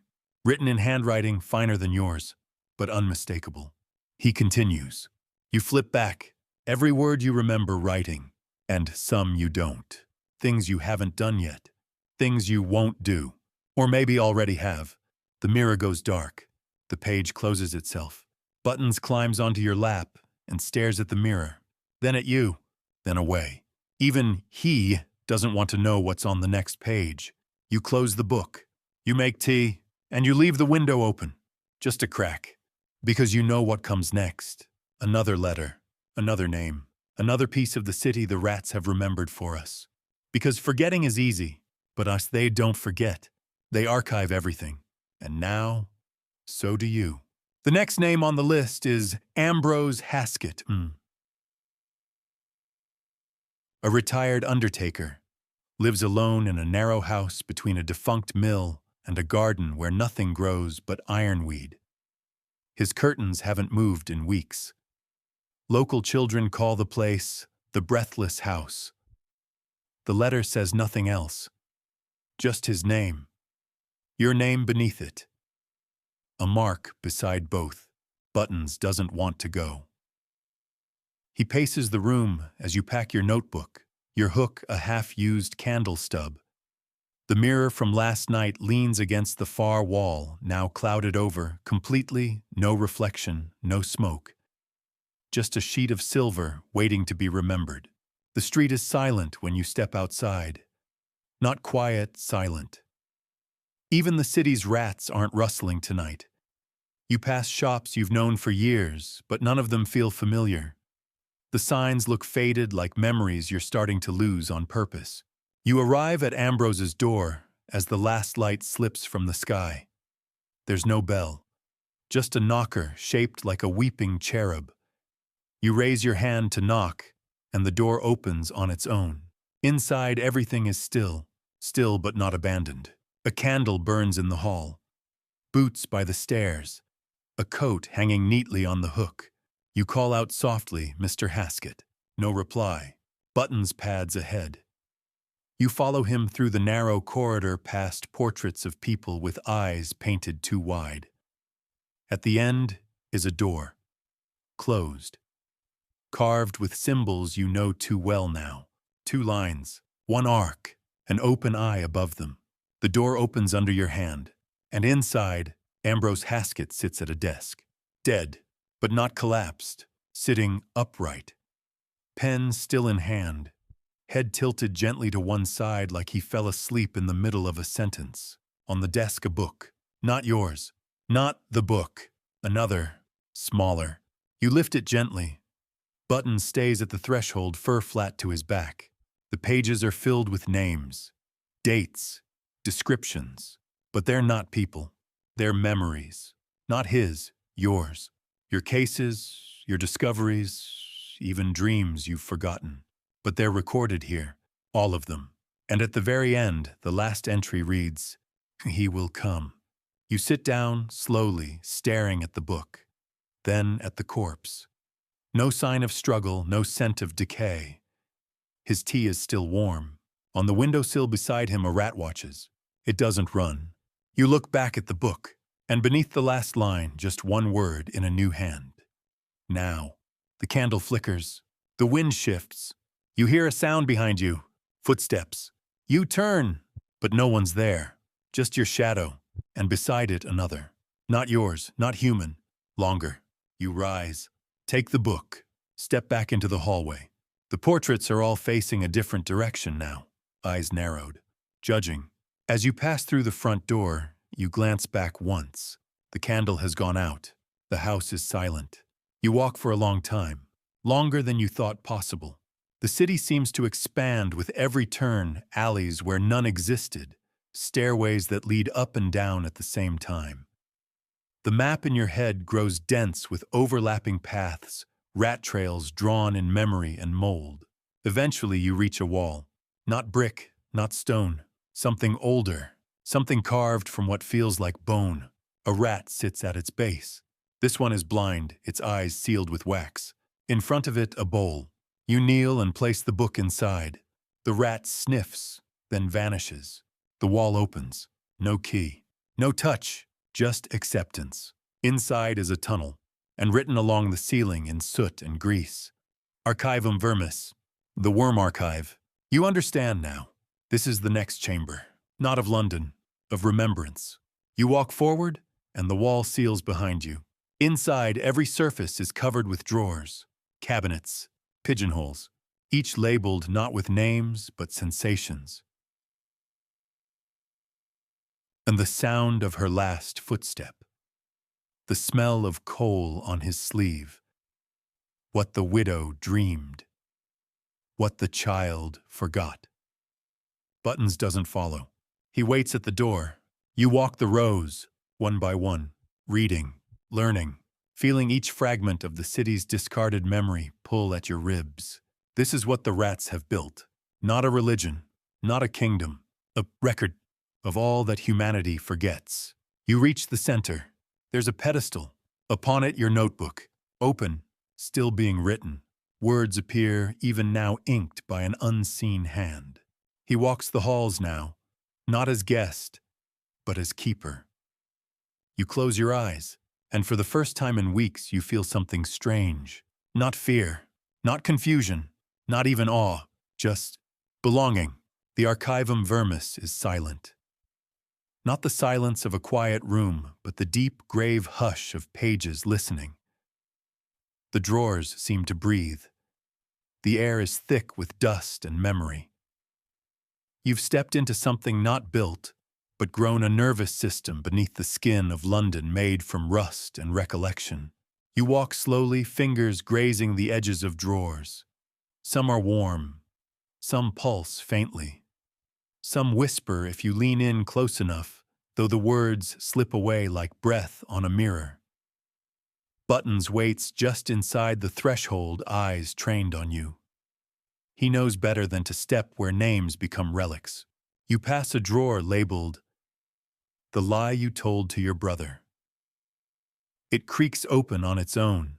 Inside is a stone, plain, cold. You don't remember what it means, but your stomach tightens. Another drawer reads, "The Last Dream Your Father Forgot." You don't open it. You just keep walking. Somewhere in the center of the chamber, the rats have arranged a circle. Not of bones, not this time. This time it's made of hands. Porcelain doll hands, glove-worn hands from mannequins, carved hands from old saints. Each points inward, at a mirror hue, a perfect circle of polished obsidian. The surface ripples faintly. You kneel, and the mirror shows you not yourself. Not exactly. You're there, yes. Same coat, same boots, same tired eyes. But around you, thousands of rats, sitting in silence. And behind them, a city in flames. You try to look away. You can't. The image shifts. Now you stand in the middle of the room you're in now. But it's empty. Utterly. No drawers. No books. Just ash. You reach out, and the surface of the mirror shatters, not with sound, but with light. A pulse runs up your arm. Not pain. Not warmth. The recognition. You've passed another threshold, and the archive knows it. Behind you, Buttons lets out a low growl. You turn. A figure stands at the far wall. Tall, thin, wrapped in robes of parchment and ink-stained thread. The curator! You know it's not the same as the reader. This one moves differently. Not with grace, with precision. As if bound to duty so old the bones of it are forgotten. It holds a lantern made of wax and bone. It approaches and stops 3 feet from you. It doesn't speak. Instead, it unrolls a scroll and holds it out. You take it with hands you suddenly notice are trembling. It reads, "Final retrieval northward. The bell tower. Before chime. No second chance." You look up. The curator is already gone. The archive dims. The drawers seal. And Buttons lets out one soft bark. Go.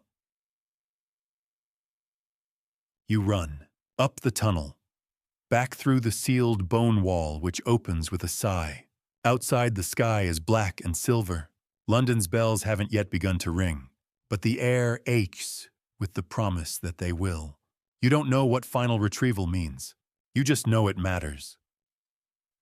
The bell tower is part of St. Elric's Church, abandoned for a decade, condemned twice, and swallowed slowly by ivy and fog. The front gate has been padlocked so long it looks like part of the iron. You vault it. Inside the church smells of mildew and rotted hymnals. Buttons leads the way, now silent, urgent. You pass broken pews, shattered, stained glass. The altar is missing. A single rat sits where it once stood watching. Its eyes are not black. They're white, like moonstone. It blinks once, then vanishes into the wall behind the pulpit. You follow. The passage is narrow and cold. You descend winding stairs until you reach the heart of the tower. A bell hangs above the rope, frayed. And on the ground, a girl, maybe 10, alive, sleeping. Or not sleeping. She breathes, shallow, wrapped in a nest of thread and paper. Her hair is tangled with string.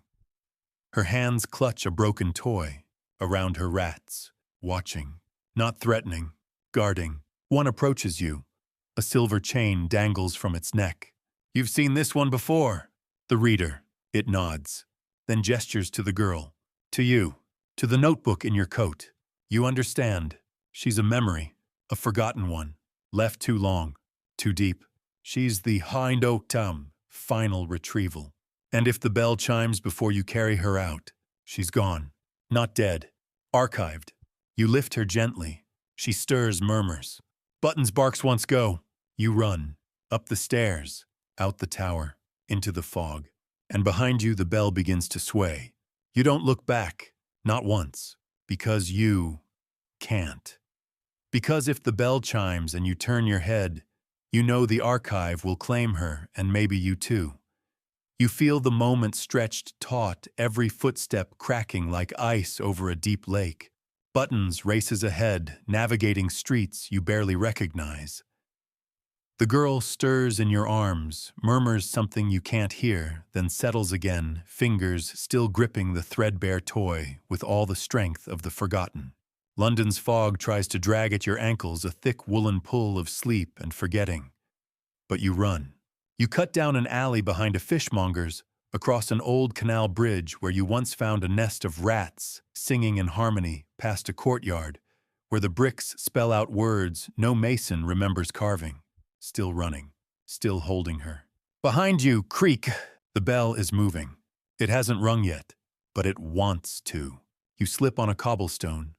Your shoulder hits the wall. The girl shifts in your arms and lets out a small sound, like the start of a cry remembered only by ghosts. Buttons doubles back, nudges your boot. Up you mutter, up. You stagger forward, down Hatherley Street, past the apothecary whose shelves rearrange themselves, left through Hollow Court where the doors have no hinges. And there it is, to the mark, carved into the stone beside a boarded-up haberdashery, 2 lines, 1 arc, an open eye. The sigil of safe return. You kick the panel at the base of the wall. It falls open. You crawl through. The tunnel beyond smells of cinnamon and soot. The girl breathes easier now. Buttons barks once. A low bark. The one that means, we're close. You emerge into a chamber lit by dozens of lanterns, each glowing softly. Rats line the walls, forming a corridor. Waiting. You carry her forward. The reader meets you at the center. He's changed. Taller. The silver chain is longer now, wrapped twice. His eyes are glassy, like they've seen too many endings. He extends his paw. You don't give him the girl. You give him the Pamuktalan Sark book. Your book. He takes it, hands it to another rat, who disappears into a crevice lined with parchment. Then gently he reaches out and places his paw on the girl's forehead. She sighs, like she's remembering. Like she's waking up in a dream she once knew the shape of. And then she speaks. One word. Begin. The chamber pulses. Lanterns flicker. You step back as the rats begin to move, not in panic, but in purpose. The girl rises on her own and walks to the far wall, where a new door opens. A door made of light. She steps through and is gone. You don't ask where. You wouldn't understand the answer. The reader turns back to you and nods, then for the first time speaks, not aloud, inside your skull, a voice made of rust and ink and childhood lullabies. Your final page has not yet turned. You open your mouth, but nothing comes, because you understand. You weren't sent to retrieve her. You were sent to return her, and you weren't saving a life. You were finishing a story. You wake in your room, no idea how you got there. Buttons is curled up in the windowsill, tail twitching. The notebook sits on your desk, closed. You open it. The pages are blank, all of them, except the last. It reads, Returned. You sit back and listen. No bell. Not tonight. But you hear something else. A scratching. Not in the walls. In the air. A pen. Writing. Somewhere. About you. You stare out at the city. The rooftops. The chimneys. The endless maze of streets and alleys and memories. And you realize you are no longer the rat catcher. You are the chronicler. A man who walks the line between myth and mold, between the remembered and the forgotten. a clerk of the lost, a servant of the quiet record-keepers who scurry beneath the world, cataloging our grief and wonder and waste. And somewhere deep below, the archive expands, drawer by drawer, syllable by syllable, waiting for the next memory to be shelved. You reach for a pen and begin writing, not because you were told, but because it's who you are now. And once the archive has your name, you don't stop, not until the final bell. It begins again the next morning with the smallest thing, a teacup, not yours, not any you've ever seen. It sits neatly at the edge of your kitchen table, porcelain chipped handle missing, inside a single sugar cube, nestled on a bed of lavender petals. You stare at it half asleep. And then you see the tag hanging from the rim. It reads, "To remember kindness." You touch the rim. The porcelain hums. Not loud, not angry. Grateful. The archive is reaching out again. And this time it's gentle. You take the cube, place it on your tongue. It tastes like your grandmother's kitchen, like wet stone and lemon peel, like the exact moment you were once held too tightly during a thunderstorm. And suddenly you remember. Not something important, just something human. You write it down, and you realize that's the whole point. The rats aren't just recording tragedy or guilt or horror. They're preserving the forgotten acts of grace, the quiet mercies, the buried smiles, because we throw those away too, and they don't want us to lose those. Not again. You begin walking the city differently now, no longer as a hunter, not even as a witness. You move like a librarian in an infinite living archive. Every alley is a shelf, every crack in the stone a chapter. You don't just look at people, now you read them. The boy feeding pigeons. His shoes don't match. His coat is too thin. But the pigeons never flinch. They land right on his arm like they know he's sacred. You write, "He will grow into a man no one sees coming." The elderly woman on Larkspur Lane who spits at the fog every morning and calls it Harold. You find 3 buttons arranged in a spiral outside her door. That night, the fog avoids her street entirely. You write, "The archive obeys those who curse it kindly." Every small moment matters now, because the archive doesn't grade memories. It just keeps them. One evening, a rat comes to your window. It knocks with a tiny curled paw. You open the pane. It's holding a scrap of red cloth. You recognize it immediately, from your very first job. Years ago. The one where you broke 3 fingers and got 12 shillings and a sandwich as payment. The cloth is from the woman's scarf. The one who smiled and said, "You're braver than you think." You'd forgotten her name. The rat drops the cloth. You pick it up. Smells like lemon soap and beeswax. Buttons lets out a low whimper. He remembers her too. You write her down. And as you do, your hand shakes. Not from fear, from guilt. Because you realize how much you've forgotten. How many moments you discarded because they weren't loud enough to cling to. The archive remembers them all. Even the kindness you ignored. Even the smile you were too tired to return. You vow silently. Not again. Then comes the fog. Thicker than before. Not malicious, just heavy. Like a blanket settling over the city. You walk through it by instinct now. You know the curves, the textures. You can tell the difference between fog that hides and fog that stores. You visit the places you once feared, the tannery drain, the crooked cellar, the crypt with no name.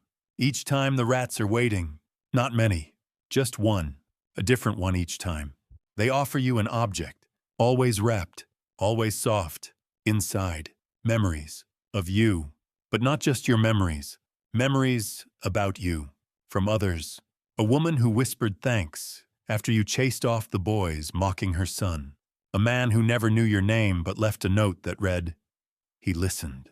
A rat, yes, a rat, that once curled in your coat during a thunderstorm and never forgot the warmth. They offer these back to you. You write them, not because you need them, because the archive says you deserve to remember them too. And when you do, you find yourself lighter. As if your body is shedding pieces of borrowed weight. You wonder, do archivists forget? And then you hear it, not out loud, not in your head, in your bones, a whisper, only what no longer matters. You return home to find your mirror shining again, but this time it doesn't show a reflection. It shows a desk, yours, stacked with books, more than you remember owning, more than you remember writing, each bound in thread whiskers twine, on the spines, names. Not your own. You realize these are the stories you've collected, not just filed, saved. You pick one up, open to a random page. Inside, she sang to no one and someone heard. You don't know who, you don't care. You smile, because it was preserved, because the archive holds space for the small, because beneath all the grime and smoke London has librarians, and they are furred. The mirror begins changing more frequently now. Not daily, but purposefully. Each morning when you rise, its silver face glows faintly, showing not you, but a moment. A memory. Sometimes yours. Sometimes a stranger's. Sometimes not even a person's at all. One day, it shows a knife dropped into a river. Another, it's a girl staring at a cracked window waiting for someone who never returns. Once it shows Button's tiny younger eyes, still wide and unwounded, being carried in the mouth of a mother who would not survive the next frost. These are not warnings. These are gifts. You write each down carefully, because that's what you are now, a vessel, a scribe, a keeper of the unspeakable things that slip through the cracks of louder lives. The next letter comes not in paper but in motion. Your notebook opens on its own. Pages flip. A drawing appears. Rats in a circle, tails curled inward surrounding a single word. Birth. You know what this means? A new story is entering the world. A moment so significant the archive wants it filed before it finishes happening. You pull on your boots. Buttons hops from the windowsill. The streets are unusually quiet. Not foggy, not bright, just expectant. The city waits. You follow instinct now, not maps. Your feet lead you down Dorsey Row past the pub, where no one drinks on Tuesdays, through the alley, with no shadow, into a courtyard, where pigeons gather but never fly. There, in a narrow home with green shutters, a midwife waits at the window. She nods once, says nothing, just points inside. You enter. The room is dim warm, smells like wood polish and lavender oil. A woman is in labor, young, strong, but sweating hard. A man holds her hand.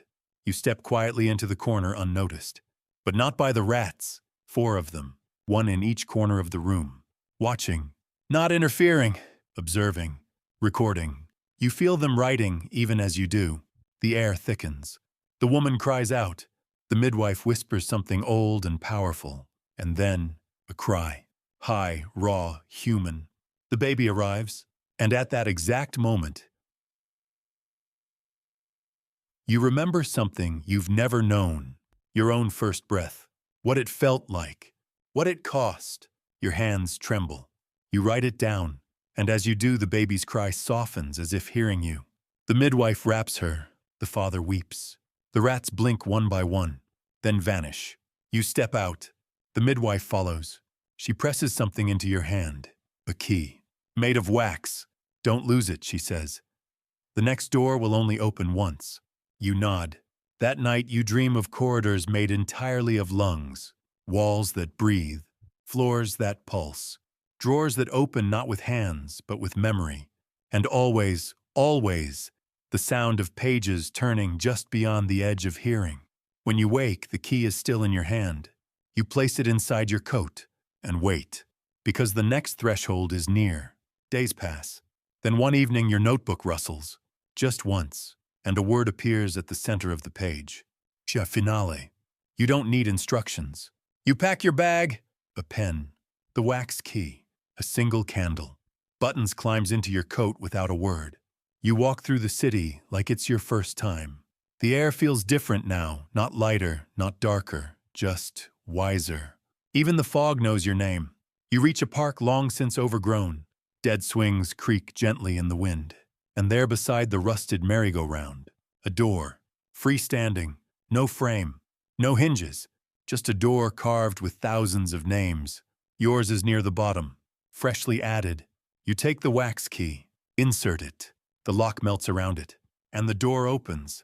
Inside, a chamber made of mirrors, thousands, stacked, hung, laid like tiles, each one reflecting not your face, but moments, your life, your death, your not quite decisions, your quiet salvations. You walk slowly, watching them all. Then you reach the center, a plinth.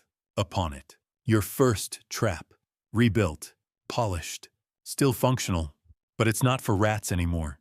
It's for closure. You pick it up, hold it gently, and place it inside your notebook. The pages seal, the mirrors darken.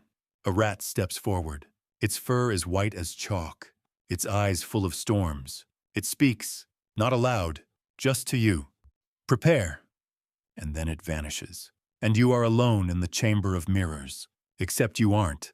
Because everything you've kept, every kindness, every horror, every forgotten joke and remembered sorrow, is here, watching, waiting.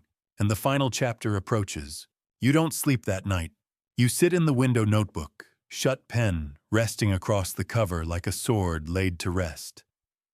Buttons dozes nearby, occasionally twitching, chasing rats in dreams, or perhaps just following them. The city is different now.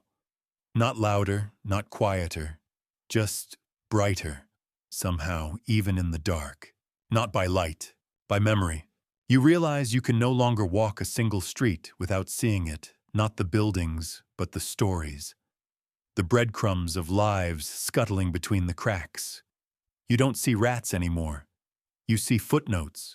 You breathe in. You wait. And just as the sky begins to crack open with early light, there's a knock. Not the door. Not the glass. The floorboards. 3 knocks, measured, soft. You don't ask questions now. You pull on your coat, tuck the notebook beneath your arm, and nod at Buttons. He stretches, shakes, and hops down. Together you open the front door. No one outside. Just a string, tied to the lamppost, leading off into the dawn. You follow it. Through alleys you don't recall ever noticing. Past buildings that feel younger, somehow as though remembering what they used to be. The string remains taut, almost humming. After an hour you reach a courtyard, empty. But the string leads to the center, where it vanishes into the cobblestones. You look up, a wall, blank, red brick, familiar, because you've seen it in the archive on a page that wrote itself. You place your hand to it. It gives, soft as breath, and opens. The chamber inside is vast, unlike anything before. Not mirrors, not drawers. A void, and in the middle floating like a memory half forgotten. A table. And upon it your trap. The original one. The one you placed inside the notebook days ago. But now it's open, set, primed. Inside, a single rat, old, gray, eyes dim. It stares at you, not with fear, but resolution, as if it's ready and you understand. This is the first rat, the one that began the archive, the first to watch, to arrange, to remember. And now its final memory is you. It steps forward into the trap, but the teeth never close. Because this isn't about catching. It's about release. You pick up the trap, hold it, feel it, and then you disarm it fully. You place it on the table, open, harmless. The rat crawls into your coat, curls against your ribs, and dies. Peacefully, you sit and cry. Not loudly, not for long, just enough. The archive is ending not as a place, but as a burden. Because you've proven it can be shared. It doesn't need to be hidden anymore. It can be passed on, and it will be. The next morning you wake in your own bed. Trap still beside you. Rat gone. Notebook open. Inside a single sentence. But it is written. Buttons watches you. There's something different in his eyes. Not fatigue. You rise, stretch, and realize it's time. The fog has lifted. The weight has shifted. You are no longer just the rat catcher. You are no longer just the witness or the librarian. You are the monk scribe of the archive. Its last servant and its first heir. Outside, children play in the streets. Men shout about fish. A woman laughs too loudly near a bakery. Everything is gloriously ordinary, but you see the difference. There's a new message in the walls, etched into the grain of the wood, whispered through chimney smoke. It says, "He remembered." And that was all they ever wanted. Not perfection, not reverence, just remembrance. Because what we forget, we risk repeating. And what we remember, we can carry. You walk the streets with your head high, every sound a page, every breath a chapter. And as you pass a quiet stairwell, you see a child. He holds a notebook. He's drawing, and beside him, a rat. Watching, patient. You nod. He nods back. The archive lives on, not underground. Within, you wake one final time to silence. Not emptiness, just peace. No scratching in the walls. No fog pressing against the window. No whispers curling through the seams of memory. Just a golden light spilling across the floorboards and buttons snoring softly at your feet. The notebook is closed. The pen rests atop it like a finished sentence. You stretch, not with urgency, not with weight, but with the gentle ache of someone who's walked a great distance and finally sees the cottage on the hill. You've recorded everything the rats asked of you, not because they demanded it, but because you understood why it mattered. You slip on your boots, not the cracked ones of before, but the newer pair. The ones you swore you'd wear only after you finished the final entry. Today there is no job, no retrieval, no riddle in the soot, only gratitude. You step outside. The street is exactly as it should be. A flower seller hums beside her stall. A butcher's apprentice drops a cleaver. The church bells ring just once, low and warm. You walk through London with a strange kind of lightness, not the giddy sort, but the deep, settled kind. The feeling of having told the whole truth and knowing it will echo long after you're gone. You reach the river, where it all began, where long ago you once followed a string into a world that showed you what hides beneath the city's skin. There's no sign of that path now. No rat, no reader. Just river mud, the scent of rain, and a small wooden box sitting atop a rock. You recognize it. Your trap, resting, inside a single tooth, polished, placed gently. You lift it, and for a heartbeat, the whole city breathes with you. You feel the archive, every drawer, every hallway, every tiny claw print in soot and dust, and it doesn't call for more. It simply says, "Thank you." You don't cry, but your throat tightens, because you understand. It's done. You return home. There's no letter, no whisper, no instructions, just the quiet ticking of your own clock and the way buttons curls beside your chair as you sit down one last time to write. You open a new notebook, not the archives, yours. You draw a small eye in the corner of the first page, just in case they're still watching. Then you begin to write not of rats or memories or cryptic basements, but of ordinary things.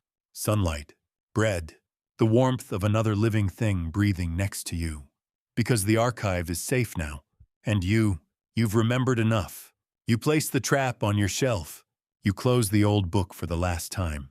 And for once, you don't worry about what comes next. You just rest. You just remember. You just live. The night has settled now low and warm around you. The street lamps outside flicker gently, the kind of soft gold that doesn't try to fight the darkness, but simply keeps it company. Somewhere beyond the window, a cat knocks over a bucket, or maybe it's just the wind nudging something forgotten back into place. You breathe slowly, deeply. Everything that needed saying has been said. Every shadow has been walked through, every drawer gently closed. You don't have to solve anything now. You don't have to chase or question or hold anything tighter than your own breath. Let it all go. Let the city of memory drift into sleep around you, its strange alleys folding up like paper, its stories curling into themselves like petals at dusk. You're not alone in the dark.